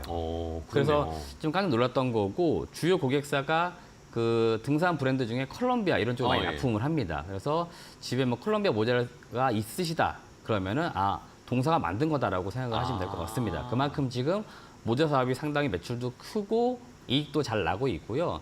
제가 서울 본사도 갔었는데 네네. 서울 본사 그 지하 1층 한 켠에는 누가 있냐면은 그 이 다다 CNC의 영업 그다음에 자재 관리, 연구 개발하신 분들이 한 30분 계세요. 그분들이 서울에도? 거기에서 이런 것들에 대한 연구 개발 진행하는 거고, 생산은 방글라데시 여기서 진행을 하고 있다라고 보시면 될 것 같습니다. 네. 개발이나 뭐 전반적인 전략은 서울에서 짜고, 뭐 방글라데시가 어쨌든 뭐 인건비가 싸니까 그쪽에서 효율을 많이 낼 수 있고, 어쨌든 매출이 모자 쪽에서 제일 높았는데 거기에 효율도 이익률도 굉장히 좋은 걸 보면 어쨌든 뭐 캐시카우 역할은 좀 하는 것 같아요. 자, 그리고 뭐 실적이나 이런 것들도 아까 뭐 살짝 뭐 예상은 해봤지만 실적도 나쁘지 않더라고요. 네.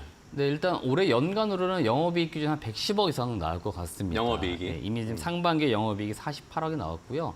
업종의 또 특성상 아마도 상반기보다는 하반기에 좀 이익이 더 나올 것 같습니다. 그래서 지금 한 110억 정도 나올 것 같고, 제가 아까 그 베트남 생산 라인 개조 중이다라고 했잖아요. 네네. 라인을 개조할 때 총 4개 라인 중에 1개 라인을 쉬고 개조를 하고 3개 라인만 돌립니다. 그렇죠, 그렇죠. 그러니까 1개 라인이 오히려 올해 쉰 거죠. 그렇죠. 쉬었음에도 불구하고 매출과 영업이익이 지금 잘 나오고 있기 때문에 이렇게 될 경우에 내년도에는 이익이 더 나올 더 것 같아요. 늘어나겠네요. 그래서 제가 내년도 실적 추정해 봤더니 매출은 대략 한 1,200억, 영업이익은 한 144억까지 지금 예상이 되고 있습니다. 그러니까 지금 영업이익이 한 144억 나오는 기업인데 시가총액이 한 550억 이하에 거래되고 있으니까 상당히 사실은 기업의 어떤 가치는 싸다라고 볼 수 있는 기업입니다. 네, 좋습니다.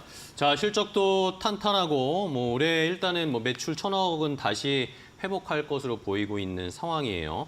그런데 또 저희 DKND 저도 이제 찾아보면서 재밌었던 게 뭐 이런 전반적인 사업도 재밌지만 최근에 어쨌든 우리 시장에서 밸류업 이야기 많이 나오잖아요. 주주 친화적인 정책 어쨌든 정부에서 밀어붙이고 있는 상황인데 뭐 대기업들도 아직 뭐 밸류업 공시 제대로 안 낸 대기업들도 많은데 DKND는 이런 밸류업 공시하면서 주주 친화적인 정책을 계속 좀 준비를 하더라고요. 네, 이게 맞습니다. 재밌었습니다, 저는. 일단 뭐 공시를 보시면 아시겠지만 9월 5일부로 해서 기업 가치 제고 계획을 발표를 했고요. 그러니까요.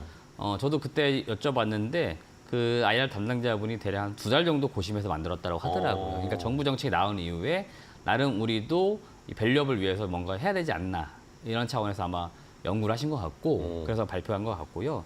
그 내용을 좀 말씀드려보면은 네네. 지금 23년 말 기준 PBR이 0.7배인데 이걸 좀 끌어올리겠다는 겁니다. 그래서 25년 갔을 때 PBR 1.05배까지 올리겠다고 지금 1배 더 계획을 올리겠다고. 잡고 네. 있는 거고요.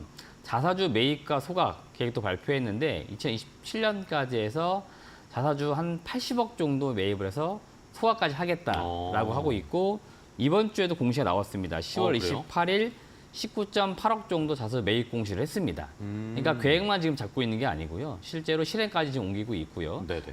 올해도 소각한 공시 내용이 일부 있습니다. 상반기에. 그렇기 때문에 매입과 소각이 자연스럽게 지금 이루어지고 있다라고 보시면 되겠고, IR 활동에서도 지금 연간 한 17회 정도였는데 이걸 더 늘리겠다고 하는 겁니다. 한 30회까지 늘리겠다고 하는 건데, 이 스몰캡 기업들의 특징 중에 하나가 IR 활동을 잘 안 합니다. 그렇죠. 찾아주는 것도 없다 보니까 안 하는데 적극적으로 하겠다라고 지금 하고 있기 때문에 회사 사업 내용을 좀 더 알리겠다고 하는 거고요. 그만큼 회사가 잘 되고 있기 때문에 더 자랑을 좀 하겠다고 하는 거니까 아마도 좋은 소식들은 계속 많이 나올 것 같다라고 보시면 될 것 같아요. 네, 알겠습니다.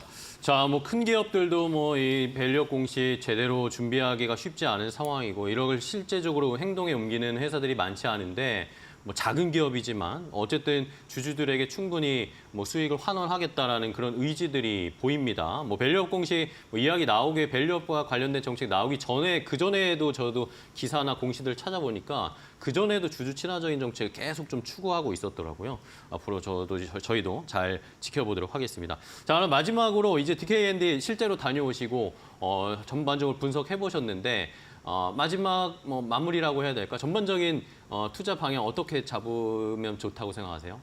일단 기업 가치가 제가 밸류에이션 계산했을 때는 대략 한 3배에서 4배 정도니까 네네.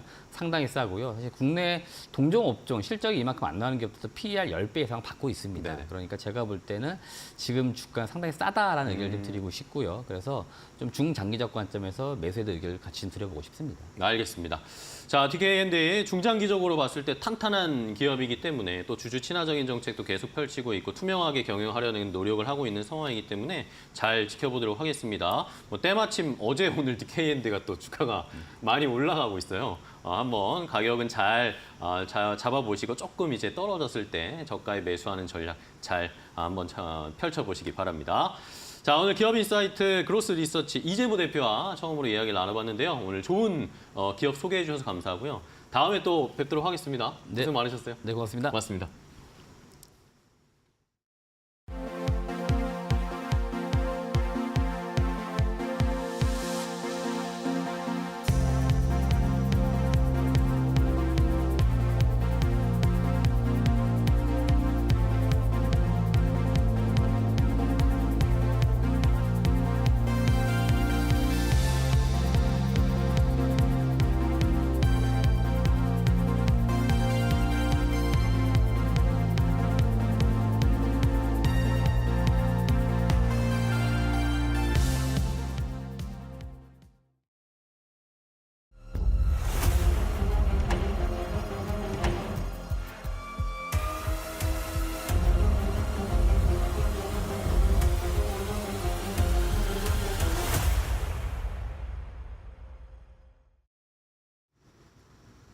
안녕하세요. 메디터코 신섭입니다. 오늘의 주제는 트럼프 vs 해리스, 칩스법 폐지냐 존속이냐, 피트, TSMC 완전 시범 케이스네. 자, 반도체 칩스법이 지금 대선 막판 아주 가장 중요한 경쟁 화두로 지금 등극했습니다. 자, 뭐 다른 것도 있지만, 자, 일단은 팟캐스트를 잘 활용하는 트럼프의 모습. 트럼프가 2016년에 대통령이 될 때 트위터를 잘 활용해서 대통령이 됐습니다. 트위터에서 계속해서 끊임없는 멘션을 날리면서 상대편을 자극해서 뭐 굉장히 뭐 자중질환도 일으켰지만 계속 이슈를 선점했다. 화두를 일단 던져서 이슈를 눈길을 끄는 데는 탁월한 능력이 있습니다. 그것도 능력이라면 능력이죠. 싸움을 불러일으키고 너무 극단적으로 가서 이 자신의 지지자들이 막 폭동을 일으키고 막 국회 난입하는 일이 벌어져서 이런 법적인 문제는 안 좋지만 어쨌든 간에 그런 열광적인 지지를 이끌어내는, 어차피 선거는 아예 그냥 선거에 관심 없는 사람은 평생 관심이 없고요. 정치인이 자기 대통령이 누군지도 모릅니다. 심지어. 그런데 어차피 그 표를 던질 사람들을 흥분시켜서 그 선거 투표장에 끌고 나와야 되거든요. 그때는 트위터를 잘 이용했고 지금은 팟캐스트를 정말 제대로 활용을 하고 있습니다. 정말 좀 아쉬운 부분은 만약에 정말 해리스가 만약에 지지도에서 계속 이 상태로 가서 진다면 팟캐스트 활용을 먼저 못한 게 저는 굉장히 페인이 아닌가 생각이 됩니다. 그때 오바마랑 다 같이 뭐 클린턴까지 출정했을 때 대선 출정식 때 분위기가 좋았었던 그 분위기를 그대로 팟캐스트로 이어나가면서 계속해서 전면적으로 나섰으면 어땠을까 싶습니다. 너무 몸을 사렸어요. 지금 그 방송국의 이 토론회는 딱 한 번으로 끝났습니다.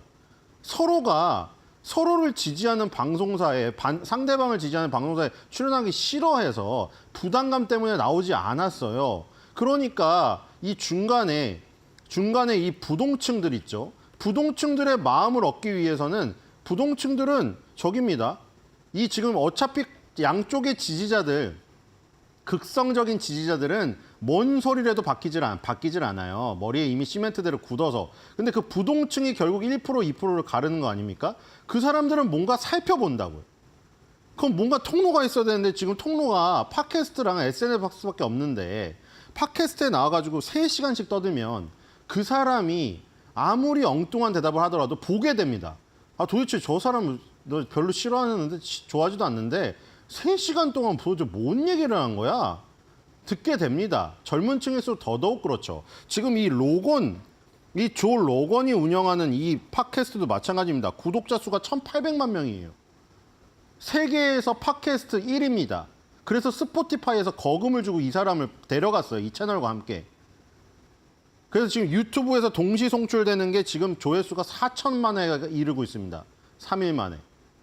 근데 지금 여기에 지금 주 시청자들이 남성이 많고 35세 미만이 많습니다. 그러니까 지금 뭐 남성 부분이 굉장히 허약하고 젊은 층의 지지도를 뽑아와야 되는 지금 해리스 입장에서는 굉장히 아쉽죠. 그리고 로건과 조 로건하고 같이 먼저 하려고 했었어요. 근데 지금 그게 어그러졌죠. 지금 할지는 모르겠는데 조 로건은 지금 아직도 나는 해리스랑 할 준비가 되어 있다. 조건을 근데 달지 말아라. 그 얘기를 했기 때문에 성사될 가능성도 아직 있지만 트럼프가 먼저 나와버렸다는 거. 그리고 3시간 동안 떠들면서 이런 자료들도 띄워가면서 그래프까지 보여주면서 하니까 아무리 미치광이라고 도라이라고 생각했던 사람들도 이거를 3시간 동안 보다 보면은 듣게 됩니다. 진짜로. 그래서 지금 조 로건 여기 1,800명 구독자 이 지금 있는 요것에 도널드 트럼프가 나가서 3시간을 떠들었다. 자, 근데 3시간을 떠들었는데 여기서 TSMC가 시범 케이스로 호되게 그냥 물론 트럼프가 선생님 뭐 그런 입장은 아니죠. 근데 미국이라는 큰 시장을 다 기대서 지금 장사를 하는 반도체 기업들이 미국의 눈치를 안 볼 수가 없기 때문에 그렇죠? 시범 케이스로 걸렸다. 시범 케이스로 걸렸다는 얘기가 사실 제일 잘하는 거기랄 수도 있어요. 우리가 시범 케이스로 혼낼 때 제일 잘하는 애를 혼냅니다. 오히려 모범생을 혼내요, 선생님이. 모범생을. 어차피 그 노는 애들은 또 해봤자 말을 안 듣거든요. 자, 뒤로 가보겠습니다. 자, 그래서 3시간, 2시간 58분 49초입니다. 무편집으로 3시간을 떠듭니다. 쉬지도 않고. 자, 그래서 이런 자유스러운 분위기에서 이분이 이제 등치가 되게 좋아 보이죠. 코미디언 출신인데 UFC 인터뷰어 있죠. 마지막에 승자랑 패자 인터뷰할 때 마이크 들이밀고 멘트 날리시는 분 이분이에요. UFC. 뒤로 가보겠습니다. 말빨이 죽이죠. 그래서 지금 여기서 완전 공격적으로 그렇죠? 트럼프 하는 말 다 잘라먹었습니다. 그래도 가만히 있어요. 트럼프도 다혈질인데 다 잘라먹고 트럼프 막 공격적으로 합니다. 그러니까 사람들이 더 열광하는 겁니다.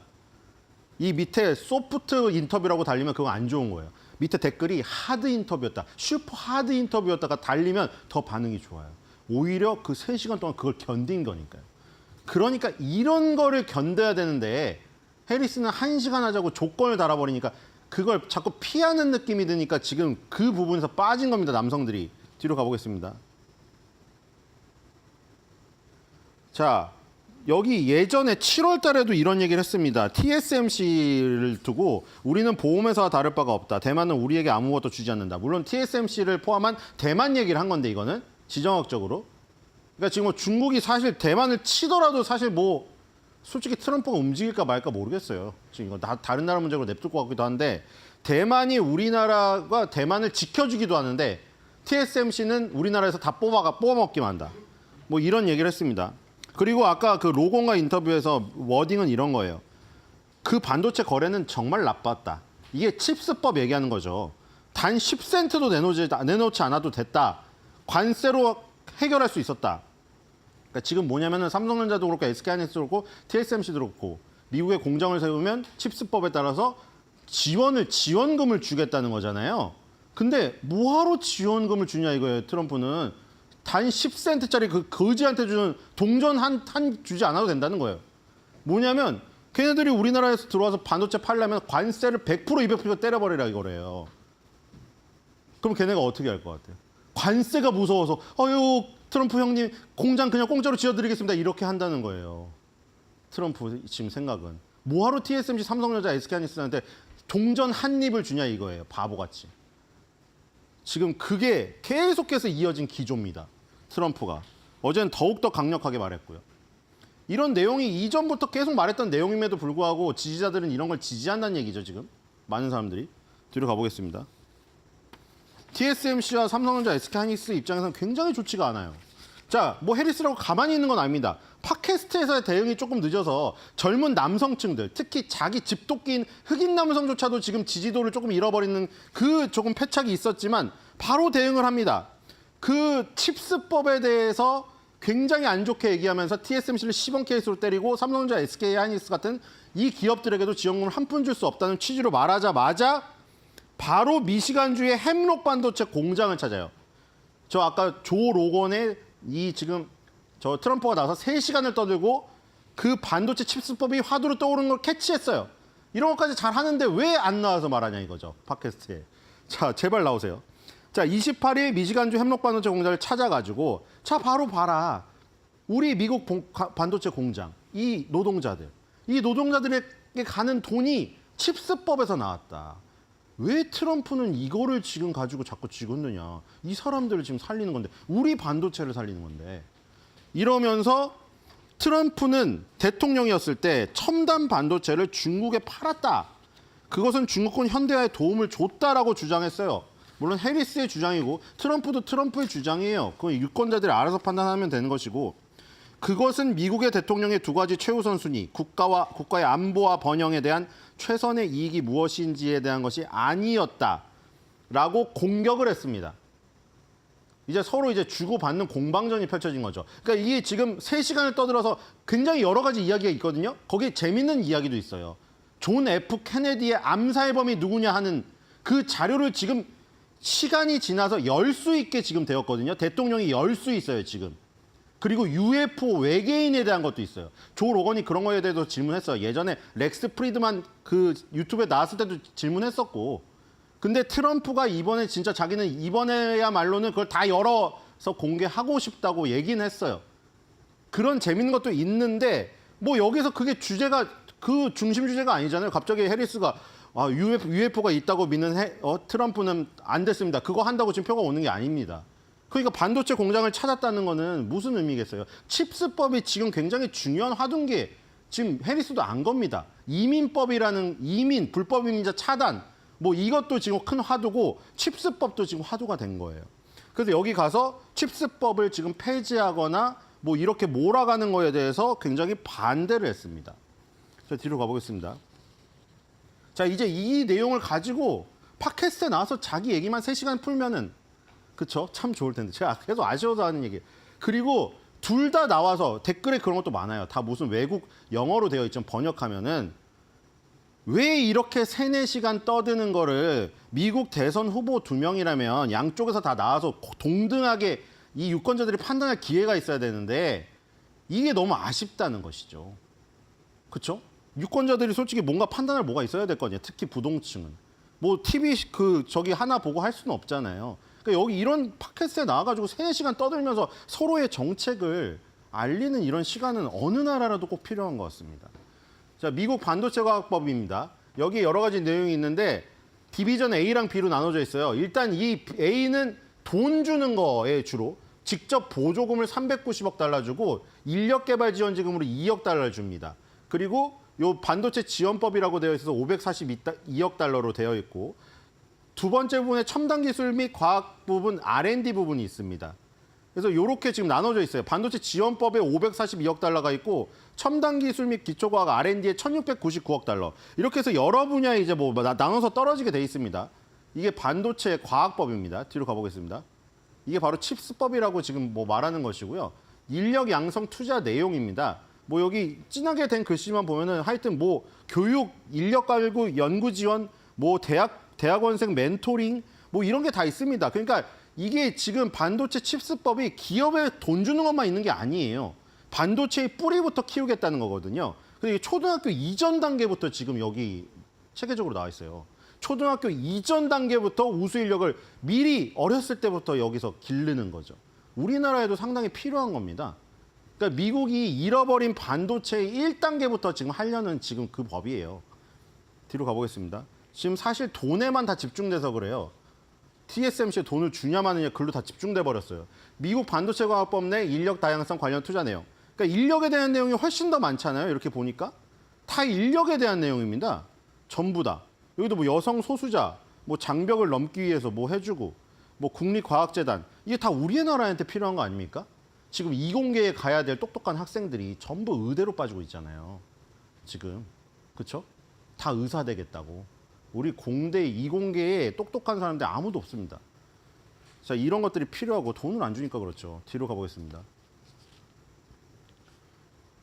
자, 과학의 참여 확대, 뭐 스템 분야의 기회 확대, 뭐 쭉쭉 있습니다. 소외 지역. 자, 이거 보시면은 아까 돈을 주는 것보다는 그 인력의 뿌리를 키우는데 훨씬 더 할애가 많이 되어 있다는 걸 알 수가 있어요. 그렇죠? 뒤로 가보겠습니다. 그러니까 트럼프는 대외적인 부분에서 얘기를 한 거죠. 자, 요건 뒤로 넘어가겠습니다. 자, 우리나라도 좋은 기회가 있었어요. 이때만 해도 2022년도 5월 달이죠. 이 웨이퍼에 바이든 대통령하고 윤석열 대통령 사인할 때 이때만 해도 삼성전자가 이제 막 그 다시 뭐 10만 전자 얘기 나오고 이럴 때거든요. 자, 이럴 때 밀어붙였어야 되는데 늦었습니다. 자, 뒤로 가보겠습니다. 우리나라도 이런 게 있습니다. 2024년도 6월 달, 올해 6월 달에 이 전부터 있었는데 K반도체 키울 18조 원, 원래 처음에 26조 원인가 나왔는데 18조 원 금융 패키지 7월부터 개시한다고 해서 지금 기획재정부에서 자금도 마련해놨어요. 뒤로 가보겠습니다. 네, 이거 쭉 있고요. 우리도 뭐 인프라 하고 뭐 저기 예비 타당성 면제해줘서 공장 쉽게 짓게 하고 뭐 이런 내용이 있어요. 다 있습니다. 국회에서 지금 예산이나 이런 게 통과가 될 상황이 아니어서 그렇죠. 뒤로 가보겠습니다. 자, 그리고 고동진 의원이 삼성전자 출신이잖아요. 삼성전자 출신으로 강남은 워낙 강세라 국민의힘이 그냥 당선이잖아요. 당선되셔서 이제 반도체 전문가시니까 지금 이런 일들을 하고 계십니다. 반도체 특별법안 발의를 했어요. 이게 반도체 산업 경쟁력 강화 특별방안이라고 해서 그 아까 칩스법하고 비슷한 내용들이 있습니다. 보조금 지원하고 인력 양성. 이게 두 개로 있고요. 자, 그리고 이제 국회에서도 이제 교실을 또 만들었어요. 뒤로 가보겠습니다. 국회에서 배우는 교실을 만들었습니다. 지금. 여기 직접 여기 갖고 나왔죠. HBM 갖고 나와가지고 요 교육을 하고 있어요. 국회의원들한테 왜 반도체 HBM이 지금 뭐 이슈고 이런 거를 삼성전자 출신으로서 교육을 하고 계십니다. 자, 이런 활동들 중요하죠. 뒤로 가겠습니다. 자, 그래서 이거 마지막입니다. 자, 지금 보조금에 대한 내용인데 중국에서 보조금이 17만 6,479건이 있었고 미국이 8만 9,300건 있었는데 자, 보조금이 좋은 영향이 있고 나쁜 영향이 있는데 이거는 왜곡된 영향이에요. 그러니까 이게 뭐냐면 중국이 화웨이에다가 엄청나게 보조금을 주고 있거든요. 저기 비아디도 마찬가지고. 그러니까 이게 좋으면은 좋을 수도 있는데 시장을 왜곡할 수도 있는 거예요. 그래서 우리나라가 맨날 전기차 할 때 중국 그 제외하는 게 중국은 지원금 빨로 솔직히 막 밀어붙여가지고 저런 수치를 올린 게 많거든요. 그런 보조금 왜곡 때문에 자꾸 지표에서 빼는 경우가 많습니다. 근데 미국도 많아요. 미국도 이번에 칩스법 같은 경우에 여기 보조금 때문에 왜곡된 부분이 많습니다. 그러니까 지금 아직은 섣부르게 아직 새싹인데 막 다 될성부른 떡잎처럼 자란 것처럼 보이게 만들어요, 보조금이. 그게 보조금 왜곡이라고 하는 겁니다. 그러니까 칩스법에서 처음에 나왔던 막 몇천억 이런 거에 너무 현혹되면 안 돼요. 미국 반도체는 이제 막 아까 보면 초등학교 이전 단계부터 다시 시작하려고 1단계부터 기초를 지금 시작하고 있잖아요. 그렇기 때문에 어떻게 보면 굉장히 허약하다는 걸 감추기 위해서 트럼프가 세게 나가는 걸 수도 있어요. 그렇게 보시면 될 것 같습니다. 오늘의 한 줄 매드평입니다. 칩스법 논쟁. 삼성전자도 칩 먹으면서 손 놓고 구경할 거리는 아니잖아.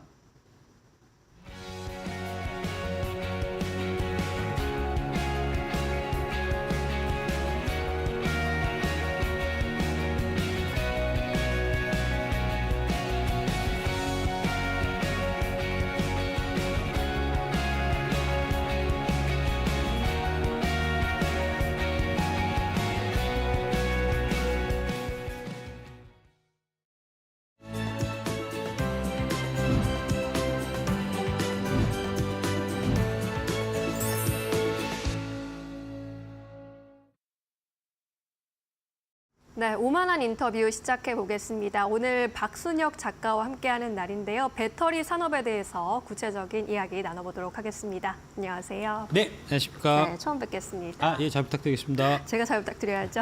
예. 오늘 이제 배터리 관련 이야기 준비해 주셨는데 예. 한국 기업들의 배터리 기술력이 압도적이잖아요. 예. 기술력만으로 전기차 시장을 선도하고 있는데 전기차와 배터리, 중국은 대한민국의 상대가 안 된다라는 주제를 준비해 주셨습니다. 예. 좀 요번 타이밍에 좀 역사 얘기를 좀 해봐야 되지 않을까 싶어. 역사 얘기 좋죠. 예. 그렇게 이제 좀 준비를 했고요. 네. 예, 시작하겠습니다. 네. 중국이 절대 대한민국을 넘을 수 없는 이제 세 가지가 있는데, 네. 예, 그게 이제 첫 번째는 축구, 이제 공안증이라고 우리가 많이 얘기하죠. 그 다음에 이제 두 번째는 K-팝하고 이제 K-팝에 대항해서 중국에서 지금 밀고 있는 게 이제 C-팝이라고 있습니다. 이제 C-팝은 차이나 팝인가요? 예. 네. 욕 아니고요. 네. C-팝입니다. 네. 그 다음에 이제 K 배터리하고 차이나 배터리 이제 그렇게 보시면 되는데. 네. 이 축구나 K-팝이나 K-배터리는 이제 세 가지가 동일한 이런 이제 공통점이 있는데 그게 뭐냐 하면은 극도로 세밀한 팀 플레이가 필요한가 보다 하는 부분입니다. 그러니까 네. 이제 세밀성, 아주 이제 오차를 이제 극도로 좀 제한하는 이제 그런 부분에 있어서 이제 중국이 한국을 좀 따라올 수 없는 그런 부분이 있고요. 그 다음에 이게 이제 개인 플레이가 아니고 좀 팀 플레이가 필요한 그런 과학들이에요. 이제 뭐 그렇고 네. 한번 쭉 보여드리면 먼저 이제 축구는 이제 뭐 공안증은 유명하죠. 이게 이제 2003년 10월 달 기사인데 이제 그 중국이 이제 축구 공안증에서 이제 한국을 못 벗어나고 있다. 이제 특히 요 때가 그 중국 국경절이었는데 그때 또 이제 져갖고 이거 진짜 이제 이 한국 공포증의 저주는 이제 벗어날 수 없다. 이렇게 이제 중국 언론이 한탄했었다는 이제 그런 내용이고요. 다음 한번 보시면 K-팝 쪽에서 이제 그 글로벌하게 가장 좀 인기 요소로 꼽고 있는 게 칼군무라고. 예. 여기 이제 밑에 있는 사진이 이제 BTS죠. 네. 이제 BTS인데 한국 이미지 커뮤니케이션 연구원에서 이제 2020년 1월 14일 날 이제 그 설문조사를 공개를 한 게 있는데 해보니까 그 한국인의 77.8%, 외국인의 84.7%가 K-팝 인기 이유로 첫 번째로 꼽았던 게 이제 칼군무라는 겁니다. 예, 칼군무를 통해서 이제 인기를 많이 이제 얻었다. 이제 뭐 그런 얘기고 다음 장 한번 보시면 근데 이제 이 칼군무가 되게 이제 역사와 전통을 자랑한다는 겁니다. 이제 요거는 조정육 미술평론가님이 이제 쓰신 이제 칼럼 내용인데 무덤 속에서도 칼군무의 원조가 있더라 해서 왼쪽에 있는 사진이 이제 그 고구려 그 고분에 나와 있는 이제 무용도라는 그림이고요. 그다음에 이제 오른쪽에 있는 게 이제 김홍도가 그린 이제 봉수당진잔도라는 부분인데 저기서 보면은 칼군무의 원형이 저렇게 이제 나타나 있다는 거고 칼군무라고 하는 거는 여러 사람이 협동하여 추는 춤 중에서도 마치 자로 잰 듯 조금도 어긋남이 없이 정확하게 동작을 맞춘 춤을 일컬으며 화려하고 절도 있는 특징을 지닌다. 이제 이런 부분들이 이제 K-팝이 전 세계적으로 이제 인기를 얻는 요인이고, 그다음에 그 밑에 보시면 기사가 K 칼군무로 재탄생한 종묘 제략 일무에서 이제 저 오른쪽 저 그림이 이제 그 뭐 종묘 제략 이런 거 좀 관련된 건데. 궁에서 하는 거죠? 예. 저 역사를 전통을 이제 되살려 갖고 예. 미국에서 이제 공연했다는 겁니다. 예. 그게 이제 다음 장에 나와 있는 바로 요 사진이고요. 요거는 이제 미국 공연하기 앞서 갖고 한국 그 세종문화회관에서 이제 초연했던 이제 당시의 모습이고요. 그러니까 저 칼군무가 되게 이제 역사와 전통이 오래됐다는 이제 뭐 그런 얘기가 되고요. 다음 장 한번 보여주시면 역사와 전통은 정말 무서운 것이다 해서 이제 파리 올림픽 요번에 여자 양궁 단체전에서 이제 10연패를 했잖아요. 그러니까 네. 이제 40년 동안 계속해서 1등을 한 건데 그 이유에 대해 갖고 뭐 여러 가지 얘기들이 많이 나왔는데 그 중에 하나로 볼 수 있는 게 이제 바로 역사와 전통 때문이 아닌가. 우리 그 민족에 대해서 이제 과거부터 이제 동이족이라고 많이 불렸잖아요. 다음 장 한번 보여주시면 이 동이족이라는 뜻이 뭐냐 하면은 이제 이자가 큰 대자하고 활궁자를 이제 합친 글자입니다. 그러니까 이제 과거부터 우리 민족들이 큰 활을 되게 잘 쐈다고 이제 중국 사람들이 보기에 그래서 이제 동쪽에 있는 큰 활을 잘 쏘는 민족이다 해서 이제 동이족이라는 이름이 붙었다는 거고요. 과거에 이제 우리 역사에서 이제 고구려를 이제 그 설립하신 이제 동명성왕 같은 경우도 이제 명궁으로 이름이 알려져 있었고, 그다음에 이제 조선조를 개국하신 태조 이성계 같은 경우도 이제 활을 되게 잘 쏜 걸로 이제 알려져 있죠. 오른쪽 사진은 이제 저게 그 몽골 그 기마군 모습인데, 몽골 군대도 이제 이게 크게 보면은 우리하고 이제 좀 비슷한 형태의 민족인데, 우리 큰 민족에서 이제 갈려 나간 한 뿌리라고 볼 수 있는데, 한 지류라고 볼 수 있는데, 네. 저 이제 몽고 민족들이 이제 활을 그렇게 잘 쐈다는 거죠. 예, 그런 거고요. 이 얘기를 왜 하냐면, 다음 장 보시면 결국은 이제 큰 그림을 이해하기 위해서는 이런 이제 역사와 전통을 좀 이해하실 필요가 있다는 이제 그런 말씀을 드리려고 하는 거고요.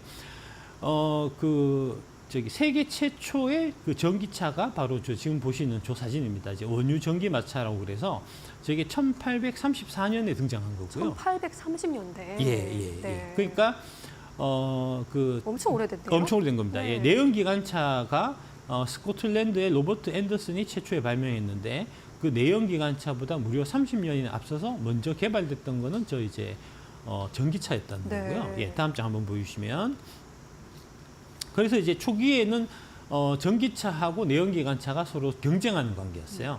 1900년대만 해도 뉴욕에서 전기차가 2,000여 대가 돌아다녔고요. 미국 전역에 이제 3만여 대 전기차가 운행을 하고 있었는데, 결국은 이제 이 내연기관차하고 경쟁해서 이제 지게 된 이유가 1908년에 이제 헨리 포드가 모델 T라는 걸 내놨는데, 저 모델 T가 이제 공정 혁신을 통해 갖고 기존에 만들던 내연기관차 대비해서 가격을 대략 한 5분의 1 가격으로 이제 떨어뜨리면서, 플러스에서 1920년대 미국 텍사스에서 이제 유전이 발견됨으로 인해 갖고, 그러면은 이제 그 기름값도 싸지는 거니까요. 네. 결국 이제 전기차의 쇠퇴는 배터리 성능 부족에다가 가격 경쟁력 때문에 이제 있었던 이제 그런 거라고 보시면 될 것 같고요. 다음 장 한번 보여주시면, 요 사진이 바로 이제 그 내연기관차 시대를 연 이제 포드 모델 T의 사진이고요. 오른쪽에 서 계시는 저분이 바로 헨리 포드입니다. 예, 다음 장 한번 보여주시면, 네. 그러다가 이제 1910년대 정도에 이제 전기차가 몰락해서 사라지고 난 다음에 현대적인 전기차가 새롭게 등장한 거는 바로 저 GM의 EV1이라는 차고요. 저 차는 1996년에 이제 생겼다가 99년까지 2002년에 최종 단종돼 갖고 저게 다 폐차 처분됐는데, 다음 장 보시면 그 관련돼 갖고 이제 음모론에 관련된 이게 이제 좀 석유 오일 메이저나 그다음에 이제 뭐 그런 쪽에 이제 음모 때문에 저 전기차가 단종된 게 아니냐 하는 이제 그 다큐멘터리 영화 유명한 게 Who Killed the Electric Car에서 이제 누가 전기차를 죽였는가 하는 이제 이 내용이고요. 네. 다음 장 보시면, 그러니까 GM이 이제 결국은 전기차 역사가 되게 오래됐다는 이제 그런 얘기고요. 그래서 이제 좀 잠잠해져 있던 거를 다시 전기차 붐을 이제 새롭게 불러일으킨 게 테슬라죠. 2008년에 이제 저 로드스타라는 이제 차가 나왔고, 네. 2012년에 모델 S, 2017년에 모델 3, 2020년에 모델 Y가 나오면서 2020년 모델 Y가 나오는 저 무렵부터 이제 테슬라가 대당 30만 대 생산 캐파를 가지게 됐고, 그때부터 테슬라가 흑자가 났고, 그 이후에 주가가 대략 2020년, 21년 이제 크게 한 40배 정도 올랐던 이제 그 일이 있었던 거고요. 다음 네. 장 보시면, 우리나라의 전기차 역사는 언제냐? 우리나라의 전기차 역사는 1991년부터입니다. 예, 어마어마하게 오래된 겁니다. 네. 예, 저게 이제 그 현대차의 이제 고 정주영 명예 그 회장께서 이제 전기차 우리 해야 된다라고 이제 그 일찍이 이제 생각을 하셨고, 그래서 저 차가 바로 대한민국 최초의 대한민국 최초의 전기차 이제 소나타를 이제 전기차 모델로 이제 개발한 이제 네. 그런 거고요. 저거는 이제 좀 시범적으로 한번 만들어 본 거고, 본격적으로 전기차 개발에 뛰어든 거는 1996년입니다. 1996년에도 엄청나게 긴 거죠. 예. 30년 가까이. 30년 가까이 된 거죠. 네. 예, 다음 장 보여주시면 2021년에 양산형 전기차 블루온을 출시를 했고, 그 다음에 2016년에 친환경 전용 모델 아이오닉 일렉트릭을 출시했고, 2018년에 코나 일렉트릭, 그리고 이제 2019년에 이제 첫 상용 전기차 포트2 일렉트릭, 2020년에 아이오닉 브랜드가 나와서 2021년에 이제 eGMP라는 이제 전기차 전용 플랫폼을 활용한 아이오닉 5가 이제 새롭게 등장하면서 이제 한 단계 좀 레벨업하면 그런 그림으로 보시면 될 것 같고요. 다음 장 보여주시면 요 사진이 바로 이제 2011년에 최초로 개발한 최초의 전기차 양산 모델 블루온이라는 모델입니다. 그러니까 많은 분들이 주식 투자하시는 분들이 이제 2020년도에 들어갔고 전기차가 이제 본격적으로 개발되고라고 생각하고 계시겠지만 그렇지 않다는 겁니다. 네. 2010년대 초반에 한번 전기차 붐이 있었고 그때 당시에 그 전기차 붐을 주도하던 회사가 뭐 테슬라도 있었지만 현대차도 거기 한몫하고 있었던 거죠. 네. 그 다음에 또 같이 내연기관차 중에서 2010년대 초반에 같이 이제 전기차를 출시를 했던 회사가 다음 장 보여주시면 닛산하고 GM입니다. 왼쪽에 있는 차가 바로 이제 닛산의 전기차 리프, 오른쪽에 있는 차가 GM의 전기차 볼트입니다. 저 GM 볼트는 아직까지도 팔리고 있고요. 이제 그렇고 그러니까 역사를 봐서 이제 전기차를 가장 좀 앞서서 이제 했던 그 회사가 한국의 현대차, 그 다음에 이제 미국의 GM, 일본의 닛산도 있었는데 닛산은 이제 중간에 좀 포기를 해갖고 네. 이제 GM하고 현대가 전기차 쪽에서는 상당히 좀 이제 우위에 설 수밖에 없는 역사가 있으니까 이제 그렇게 보시면 될 것 같고요. 다음 장 네. 한번 보여주시면 그에 비해 갖고 이제 그 지금 중국 전기차가 뭐 대단한 것처럼 네. 많이 얘기를 하는데 중국의 전기차 제조사 이제 비아디가 비아디가 좀 대표적이죠. 유명하죠. 예, 비아디 오토의 네. 역사를 한번 보시면 예. 비아디 오토는 2002년에 이제 처음 이제 얘기가 나온 거고요. 2013년 1월 23일 시안친천 기차라는 이제 대를 인수를 해서 2005년에 처음 자동차 자체를 만들기 시작한 거고요. 2005년에 2008년에 PHEV 그러니까 이제 플러그인 하이브리드 모델을 출시를 했고 전기차를 최초로 내놓은 건 2009년이에요. 그러니까 이제 현대차 역사에 비해서 보면 비아디는 한참이나 뒤진 겁니다. 한 15년 가까이. 15년 가까이. 예. 그러니까 비아디가 현대차보다 전기차 기술이 뛰어날 리가 없어요. 네.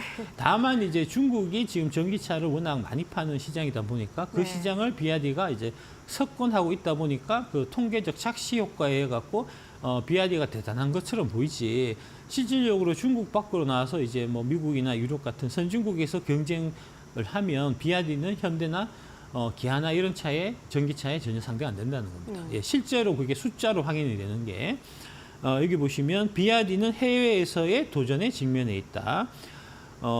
올해 45만 대 이상의 해외 판매 목표를 설정을 했는데 그게 지금 어렵다는 거고요. 네. 실제로 지금 이 비아디 매출 중에서 수출 비중은 7.3%밖에 안 되는 거고요.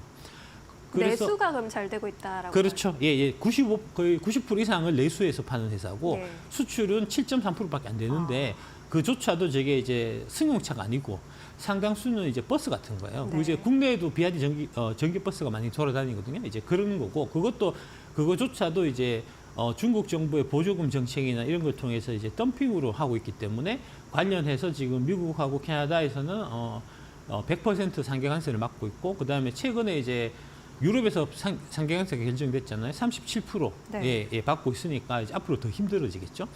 그러니까 2024년 목표가 45만 대인데 지금 그것도 달성이 어렵다는 거잖아요. 그러면 그에 비해 갖고 현대기아차는 지금 해외에서 차를 몇 대를 팔고 있냐? 현대는 올해 목표가 353만 대입니다.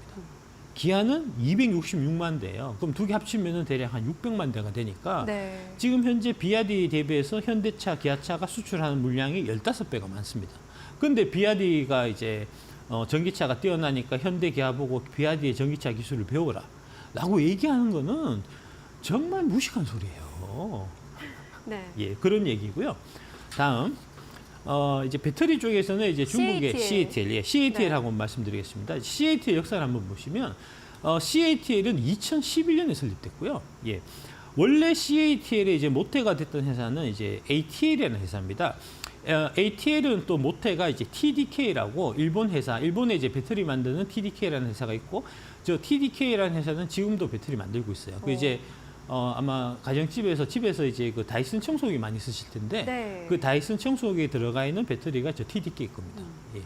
그 TDK의 일본 법인에 이제 홍콩 자회사로 만들었던 게 ATL이고요. 네. 그 ATL에서 2011년에 자동차용 2차 전지 사업을 하자 해서 만든 게 2011년에 CATL이라는 거죠. 그러니까 역사 자체가 그렇게 오래된 회사가 아니에요. 그 다음에 이제 당연히 그렇다 보니까 지금 기술의 상당 부분을 이제 TDK에 의존하고 있는 상태고요. 그 TDK로 그 다음에 이제 NCM 811급에서 CATL에서 계속해서 이제 화재가 발생하고 있는 현상이 일어나고 있는 게 이제 역사가 부족하기 때문에 이제 기술력이 떨어지는 부분이 이제 반영된 이제 그렇게 보시면 될 것 같고 그에 비해 갖고 LG화학은 언제부터 2차 전지 사업을 했냐? 네. 1992년입니다. 예, 1992년에는 ATL도 없었고 CATL도 없었어요. 그러니까 얘기 자체가 안 되는 겁니다. 예. 다음 장 한번 보여주시면 여기 사진 나오죠? 아니요, 그 전에 전장 다시 돌아가시면 전에 여기 보시면 지금 이제 전기차 나오잖아요. 저 전기차가 저 LG에서 만든 전기차고요. 예. 2002년 사진입니다, 저게. 2002년. 예, 2002년부터 전기차의 용 배터리를 만드는 연구도 되게 오랜 기간을 한 그렇습니다. 거네요. 예, 그렇습니다. 예. 그래서 1995년 1월 달에 리튬 이온 배터리 개발을 시작해서 1997년에 소형전지 파일럿 생산에 성공을 했고 다음 장 한번 보여주시면 1997년 11월에 일본 제품보다 우수한 세계 최고 용량의 시제품 양산에 성공을 해서 2000년부터 전기차용 중대형 2차 전지 개발에 본격 착수한 겁니다. CATL은 2011년이에요. 그러니까 네. 11년 앞선 거예요. 예. 그래서 이제 2005년에만 2천억 원에 가까운 적자를 내면서 되게 고생을 했었지만 이제 구본무 회장께서 이게 의지를 갖고 계속해서 밀어붙여라. 이제 언젠가는 이게 빗볼 날이 있을 거다. 해서 2009년에 아까 보여드렸던 그 GM하고 GM의 배터리, 전기차용 배터리를 넣는 계약을 한 거고요. 2009년에. 그래서 이제 만들어진 차가 바로 이제 볼트입니다. 이제 그렇게 된 거고. 네. 다음 장 한번 보여주시면. 그래서 이제 그러다 보니까 이제 지금 기아가 현대 기아차의 이제 전기차가 되게 이제 두각을 나타낼 수밖에 없는 게 이제 그런 역사 때문에 그렇고요. 최근에 이제 기아 AR에서 여기 이 주 부사장님이 EV3가 지금 내놓고 있는데 한국에서도 잘 팔리고 있지만 유럽에서 되게 반응이 좋아서 앞으로 크게 좀 기대가 된다는 말씀하신 바가 있고 그다음에 이제 25년, 26년에 신차가 되게 많이 나올 거기 때문에 이제 앞으로 좀 잘 될 거다 이제 그런 말씀을 하셨고요. 다음 장에 최근에 이제 GM 주가가 많이 올랐습니다. 실적이 잘 나왔죠. 실적이 잘 나온. 예, 그 이유가 뭐죠? 실적 잘 나온 것 중에서 특히 전기차 분야가 잘 나왔어요. 잘 팔렸다. 잘 팔려서. 예, 어제 포드가 아마 실적 발표했는데 이제 전기차 부분에 적자가 많이 발생한 부분 때문에 아마 8% 정도 떨어졌던 걸로 제가 이제 봤는데 이 차이가 그러니까 GM은 지금 전기차에서 두각을 나타내고 있는데 포드는 이제 전기차에서 실적이 좀 이제 부진한 이유가 네. 결국은 역사와 전통 때문인 거죠. GM은 이제 1996년에 EV1부터 해서 2009년에 이제 LG하고 손을 잡고 볼트 사업부터 해서 오래 축출된 역사가 있기 때문에 전기차에서 빨리 이게 적응이 되는 거고요. 관련해서 3분기에 미국 GM이 이제 미국 전기차 시장에서 점유율 두 자릿수에 접근을 해갖고 2분기 대비 46% 증가한 32,000대를 팔아서 이 부분이 이제 크게 반영되면서 주가가 올랐던 거고요. 1, 4분기에 6.5%, 2, 4분기에 7.4% 하던 게 3, 4분기에는 한 8에서 9% 이제 미국 신차 중에서 전기차 차지하는 비중이 그렇게 좀 빠르게 올라가고 있고요. 이 와중에 이제 GM의 미국 전기차 판매량이 1, 4분기에 16,000대, 2, 4분기에 22,000대, 3, 4분기에 32,000대로 이제 크게 증가하면서 GM이 미국 EV 시장 점유율을 차지하고 있는 부분이 6.5, 7.1, 9.5 이렇게 크게 빠르게 늘어나고 있다는 거죠. 이런 부분 때문에 주가가 올랐던 거고요. 네, 이렇게 GM이 잘 팔고 있고 또 전기차 그룹에서 앞서고 있다라는 얘기인데 현대차 그룹도 또 이에 못지않게 따라가고 있죠. 그렇습니다. 예, 그렇습니다. 네. 이제 그 얘기를 이제 말씀드리겠습니다. 다음 네. 장 보시면 현대차 그룹이 이제 올해 1월 달에서 7월 달 사이에 미국 전기차 시장에서 점유율 2등을 차지하고 있었고요. 예. 네. 그 포드 3등이 GM, 포드가 4등 이렇게 했는데 3, 4분기에는 이제 GM이 현대차 그룹을 제끼고 2등 올라온 거고 여전히 현대차 그룹이 지금 3위는 차지하고 있고요. 네. 지금 이제 테슬라의 시장 점유율이 미국 시장에서는 계속해서 줄어드는 현상이 나타나고 있어요.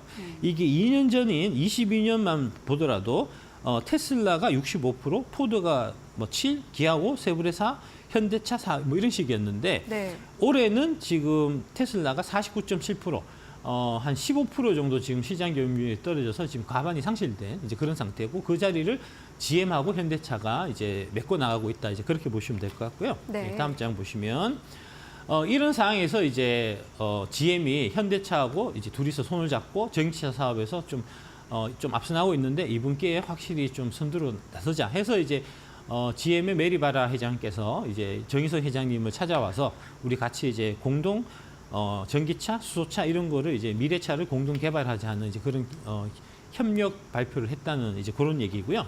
다음 장 한번 보여주시면. 그래서 이제 이런 형태의 우리가 기술력들이 많이 앞서고 있기 때문에 그런 부분들이 지금 LG 에너지 솔루션이나 뭐 LG 화학이나 이런 회사들이 이제 다 특허를 갖고 이제 보호를 지금 받고 있는 이제 그런 상황이고요. 네. 중국 내에서는 이제 중국 정부는 이런 특허 같은 거 일절 인정이 안 되기 때문에 중국 내에서 CATL이나 뭐 비아디나 이런 애들이 사업할 때는 이 특허 관련해 갖고 우리가 소송을 해도 이길 가능성이 없지만 해외로 나오면은 얘기가 달라진다는 거죠. 지금 해외로 조금씩 나오고 있는 움직임에 대해서 지금 LG 에너지 솔루션이 특허 관련 지금 소송을 계속해서 벌이고 있는 상태고요. 네. 지금 현재 이제 LG 에너지 솔루션이 갖고 있는 특허가 대략 32,564건이고 이 중에서 전략 특허를 한 1,000건 정도를 지금 지정을 해서 이 전략 특허 부분 관련해서 침해하고 있는 이제 CATL이나 이런 회사들, 중국 회사들 상대로 계속해서 소송을 해나갈 그런 예정이고요. 주요 핵심 기술로 1세대 안전성 강화 분리막, 미드니켈 NCM, 호남 양극재 전극 조립, 2세대 기술로 하이니켈 NCM, 실리콘계 응극, DLD 및 CNT 적용 증극, 안전 진단 등, 그 다음에 3세대로 46 시리즈 건식 전극, 차세대 전지 등 이런 부분에 대해서 다 이 특허를 다 갖고 있기 때문에 앞으로 LG 에너지 솔루션의 특허를 회피하여 배터리를 만드는 것은 되게 어려울 거다. 그러면은 이제 관련해서 뭐 CAT나 이런 쪽에서 이제 특허료 같은 부분들을 계속해서 받을 수 있는 이제 그런 그림이 되겠죠. 네. 예, 다음 장 한번 보여주시면 지금 양극재 쪽에서도 이제 특히 NCM 쪽, 삼원계 쪽 양극재 같은 경우는 이제 지금 중국 애들이 하고 있는 거는 우리 기술을 훔쳐서 뺏겨서 이제 한 거다는 이제 그런 의심을 지금 많이 받고 있는데. 예, 관련해서 지금 LG가 중국 기업이 양극재 기술을 뺏겼다고 해서 국내에 지금 특허 침해 소송을 낸 게 있습니다. 예, 모방했다는 건가요? 예, 그렇습니다. 예. 이게 이제 중국에 이제 롬바이라는 양극재 회사가 있는데 네. 그게 이제 NCN계에서는 세계 2등이에요. 그 회사가 제세능원이라는 이제 자회사를 만들어 갖고 지금 이제 한국에서 양극재 사업을 하려고 하는데 네. 저게 이제 결국은 IRA나 이제 CRMA를 회피하기 위한 목적입니다. 근데 이제 중국 내에 있을 때는 우리가 소송 이런 거 걸어봐야 승산이 없지만 한국에 오면 이게 다르거든요. 관련해서 지금 특허 침해 금지 소송을 제기한 상태고요. 증거 확보를 위한 증거 보존 절차를 신청했고 법원이 이를 받아들여 10월 2일 날 충북 청주시 대소원면 제세능원 공장에서 이제 해당 절차를 시행했다는 거고요. 관련해서 이제 올해 초에 산업통상자원부 산하 무역위원회에서 이제 마찬가지로 불공정 무역 혐의 혐의로 이제 LG화학이 롬바이 자회사 제세능원을 고소한 바가 있는데 만약에 이게 이제 결정이 되게 되면은 수출을 못 해요. 수출이 안 되기 때문에 이제 요거는 올해 연말까지 이제 결정될 이제 그런 상황이고, 그러니까 양극재 쪽에서도 그러니까 배터리도 그렇고 양극재도 그렇고 우리가 이제 앞선 기술력으로 특허를 통해서 많이 보호받고 있는 부분이 있기 때문에 그런 부분들이 앞으로 이제 중국 쪽 배터리 회사들이 해외에서 활동할 때는 상당한 지향 요인이 될 거라는 거죠. 네. 예. 다음 장 한번 보여주시면 글로벌 3원계 양극재 출하량 수익 이런 거는 좀 기억해 두실 필요가 있어서 1등이 지금 에코프로고요. 23년 말 기준에서 12만 톤 갖고 있고 2등이 롬바이, 아까 말씀드린 그 회사고 3등이 B&M이라는 회사고요. 4등이 LNF, 5등이 LG화학 이런 순서로 이제 이해하시면 되겠습니다. 다음. 예, 그래서 이제 현대차하고 현대차가 지금 이제 전기차 사업을 많이 확대를 하고 있기 때문에 LG엔솔하고 SK온하고 조인트 벤처를 이제 협력팀을 신설해서 사업을 이제 막 진행하고 있죠. 이렇게 되면은 이제 당연히 이제 많이 늘어날 거고요. 다음 장 네. 한번 보여주시면 마지막 얘기. 지금 현대차가 2030년까지 전기차 판매 목표를 200만 대로 잡고 있습니다. 저기에 들어가는 배터리는 당연히 이제 K 배터리가 될 거고요. 그다음에 이제 현대차가 200만 대니까 기아차는 대략 한 150만 대 정도 봐도 되겠죠. 그러면 이제 2030년대 현대 기아차에만 들어가는 배터리가 350만 대가 되는데 요거를 이제 매출액으로 좀 우리가 환산해서 한번 계산해 보면 일단 전기차는 350만 대 곱하기 대당 4천만 원 하면 한 140조 원 정도 매출이 기대가 되고요. 여기에 배터리가 이제 전기차 가격의 한 대략 한 40% 정도가 되기 때문에 56조 원이 됩니다. 이게 좀 23년도 LG 에너지 솔루션의 매출액이 33조였어요. 그러니까 네. 이제 그거에 한 1.7배 정도 되는 규모가 되고요. 양극재는 이제 배터리 가격이 또 한 40%가 되기 때문에 56조 원 곱하기 40% 하면은 22조 4천억. 저게 이제 작년 에코프로비엠이 매출이 7조였기 때문에 그 매출액이 한 3배 정도 되는. 그러니까 이제 저렇게 되게 되면은 성장은 불보듯 뻔하고 걱정하실 건 사실 없는 그런 상황이다라고 말씀드릴 수 있겠습니다. 우리나라가 워낙 오랜 연구 끝에 배터리 전기차를 개발한 것이고 또 기술력에선 따라올 자가 없기 때문에 지금 우리가 걱정할 것이 없다라고 말씀해 주셨습니다. 또 오늘 유럽연합 EU가 바로 오늘부터 중국산 전기차에 최고 45.3%의 관세를 부과하기로 결정했다라는 소식도 들려오고 있습니다. 이 또한 현대차에게 또 수혜가 예상되고 있는 부분인데요. 잘 참고해 보시면 좋겠습니다. 오늘 말씀 여기까지 들을게요. 고맙습니다. 네, 감사합니다.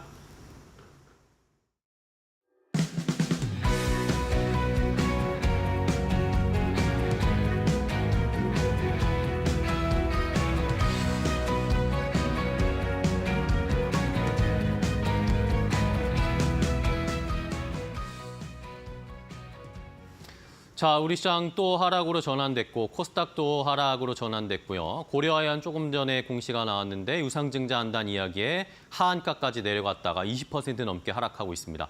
자, 우리 시장 이렇게 답답합니다. 너무나 답답한데 안 좋은 것들이 쌓여서 계속해서 시장이 못 가고 있습니다. 자, 우리 시장 도대체 뭐 때문에 이럴까요? 우리 시장 과연 정말 금투세가 문제일까요? 자, 우리 시장에 대해서 너무 안 좋은 이야기가 많다 보니까 제가 지난주였나요? 지지난주였나요? 우리 시장만 왜 왕따일까라는 앵커 브리핑을 한번 써봤습니다. 그런데 거기에 댓글들이 달린 걸 좀 봤는데 많은 분들이 다른 이유가 뭐가 있겠냐? 수급 뭐 이런 거, 미국 상황 이런 게 아니다. 결국에는 금투세 때문이다라는 의견들이 굉장히 많았습니다. 자, 정말 그럴까요? 시장의 분위기를 한번 살펴보도록 하겠습니다. 자, 일단은 금투세 도대체 언제 정할 건지 알 수가 없는 상황입니다. 이런 사이에 우리 시장에서 우리 하루 평균 거래 대금이 점점점 줄어들고 있어요. 2024년 3월만 해도 우리 시장의 하루 평균 거래 대금이 20조는 넘었습니다. 6월까지도 20조는 넘었는데 그 뒤부터 줄어들기 시작합니다. 근데 그 줄어드는 폭이 눈에 띄게 커지고 있습니다. 8월에 18조 원대를 찍었다가 9월에 지난달에 16조 원대, 이번 달 아직 뭐 끝나진 않았지만 15조 원대까지 하루 평균 거래 대금이 점점 줄어들고 있습니다. 이것뿐만이 아닙니다. 거래 자체도 많지가 않은 상황입니다. 회전율을 볼까요? 그 증시 회전율을 보면 증시 회전율 역시도 계속해서 떨어지고 있습니다. 3월에 24.33 기록했는데 점점점 내려가더니 9월 지난달에 20 아래로 내려갔고요. 10월 지금은 18대까지 내려갔습니다. 회전율이 낮다는 것은 거래가 활발하게 이루어지지 않는다는 겁니다. 그냥 지켜만 보고 있다라는 시장의 사인이겠죠. 투자자들이 투자할 곳이 없고 앞으로 어떻게 될지, 금투세가 어떻게 될지에 대한 불확실성. 내가 여기서 우리 시장에서 수익 보면 뭐하나, 세금 내서 다 뱉어내면 투자할 이유가 없지라고 생각을 하면서 많은 투자자들이 미국으로 건너가고 다른 투자하고 비트코인 올라가니까 비트코인 투자하고 이렇게 되면서 우리 시장은 점점 소외를 받고 있습니다. 금투세에 대한 불확실성이 여전히 시장에 부담을 주고 있습니다. 더 커지고 있다는 걸 수치들을 보시면 아시겠죠. 자, 도대체 언제 결정할 겁니까? 시장에서 뭐 그전에 금투세에 관련된 토론회 있었잖아요. 금투세 토론회 하고 나면은 결정한다면서요. 근데 아직도 결정 안 하고 있습니다. 한 달이 지났습니다. 그다음에 또 무슨 이야기 나왔습니까? 재보선 하고 나면 그때 뭔가 결론을 내서 결정을 하겠다라고 했는데 재보선 끝난 지도 한참 지났습니다. 재보선 끝나니까 이번에는 국감 끝나면, 국정감사 끝나면 뭔가 입장을 확연하게 내비치겠다라고 했는데 국정감사 끝난 지가 또 며칠이 지났습니다. 아직도 결정 안 하고 있네요. 자, 이제 마지막으로 이재명 민주당 대표와 한동훈 국민의힘 대표가 2차 회담을 가질 건데 거기에서 이야기가 나올 것이다라는 이야기들이 나오고 있습니다. 자, 우리는 주식 투자 진심으로 돈을 걸고 하는 건데 주식 투자 이 금투세를 관련해서 정치적인 카드, 정치적인 수단으로 사용하면 저희는 점점 더 화가 날 수밖에 없을 것 같습니다. 빨리 결정해 주세요. 네, 이게 여야의 문제가 아니고 또 정당의 문제가 아닌 것 같습니다. 네. 금투세는 그동안 너무 지지부진하게 오래 끌어왔고요. 이제 투자자들은 한계를 느끼고 있습니다. 아무쪼록 빨리 좀 결정이 됐으면 좋겠습니다. 네. 자, 오늘 시장도 뭐 쉽지 않지만 마켓나우 1부, 2부 저희가 최대한 많은 정보를 드리면서 좀 대응할 수 있게 알려드렸습니다. 저희는 또 내일 오전에 더 좋은 정보 가지고 찾아뵙도록 하겠습니다. 시청해주신 여러분 고맙습니다. 고맙습니다.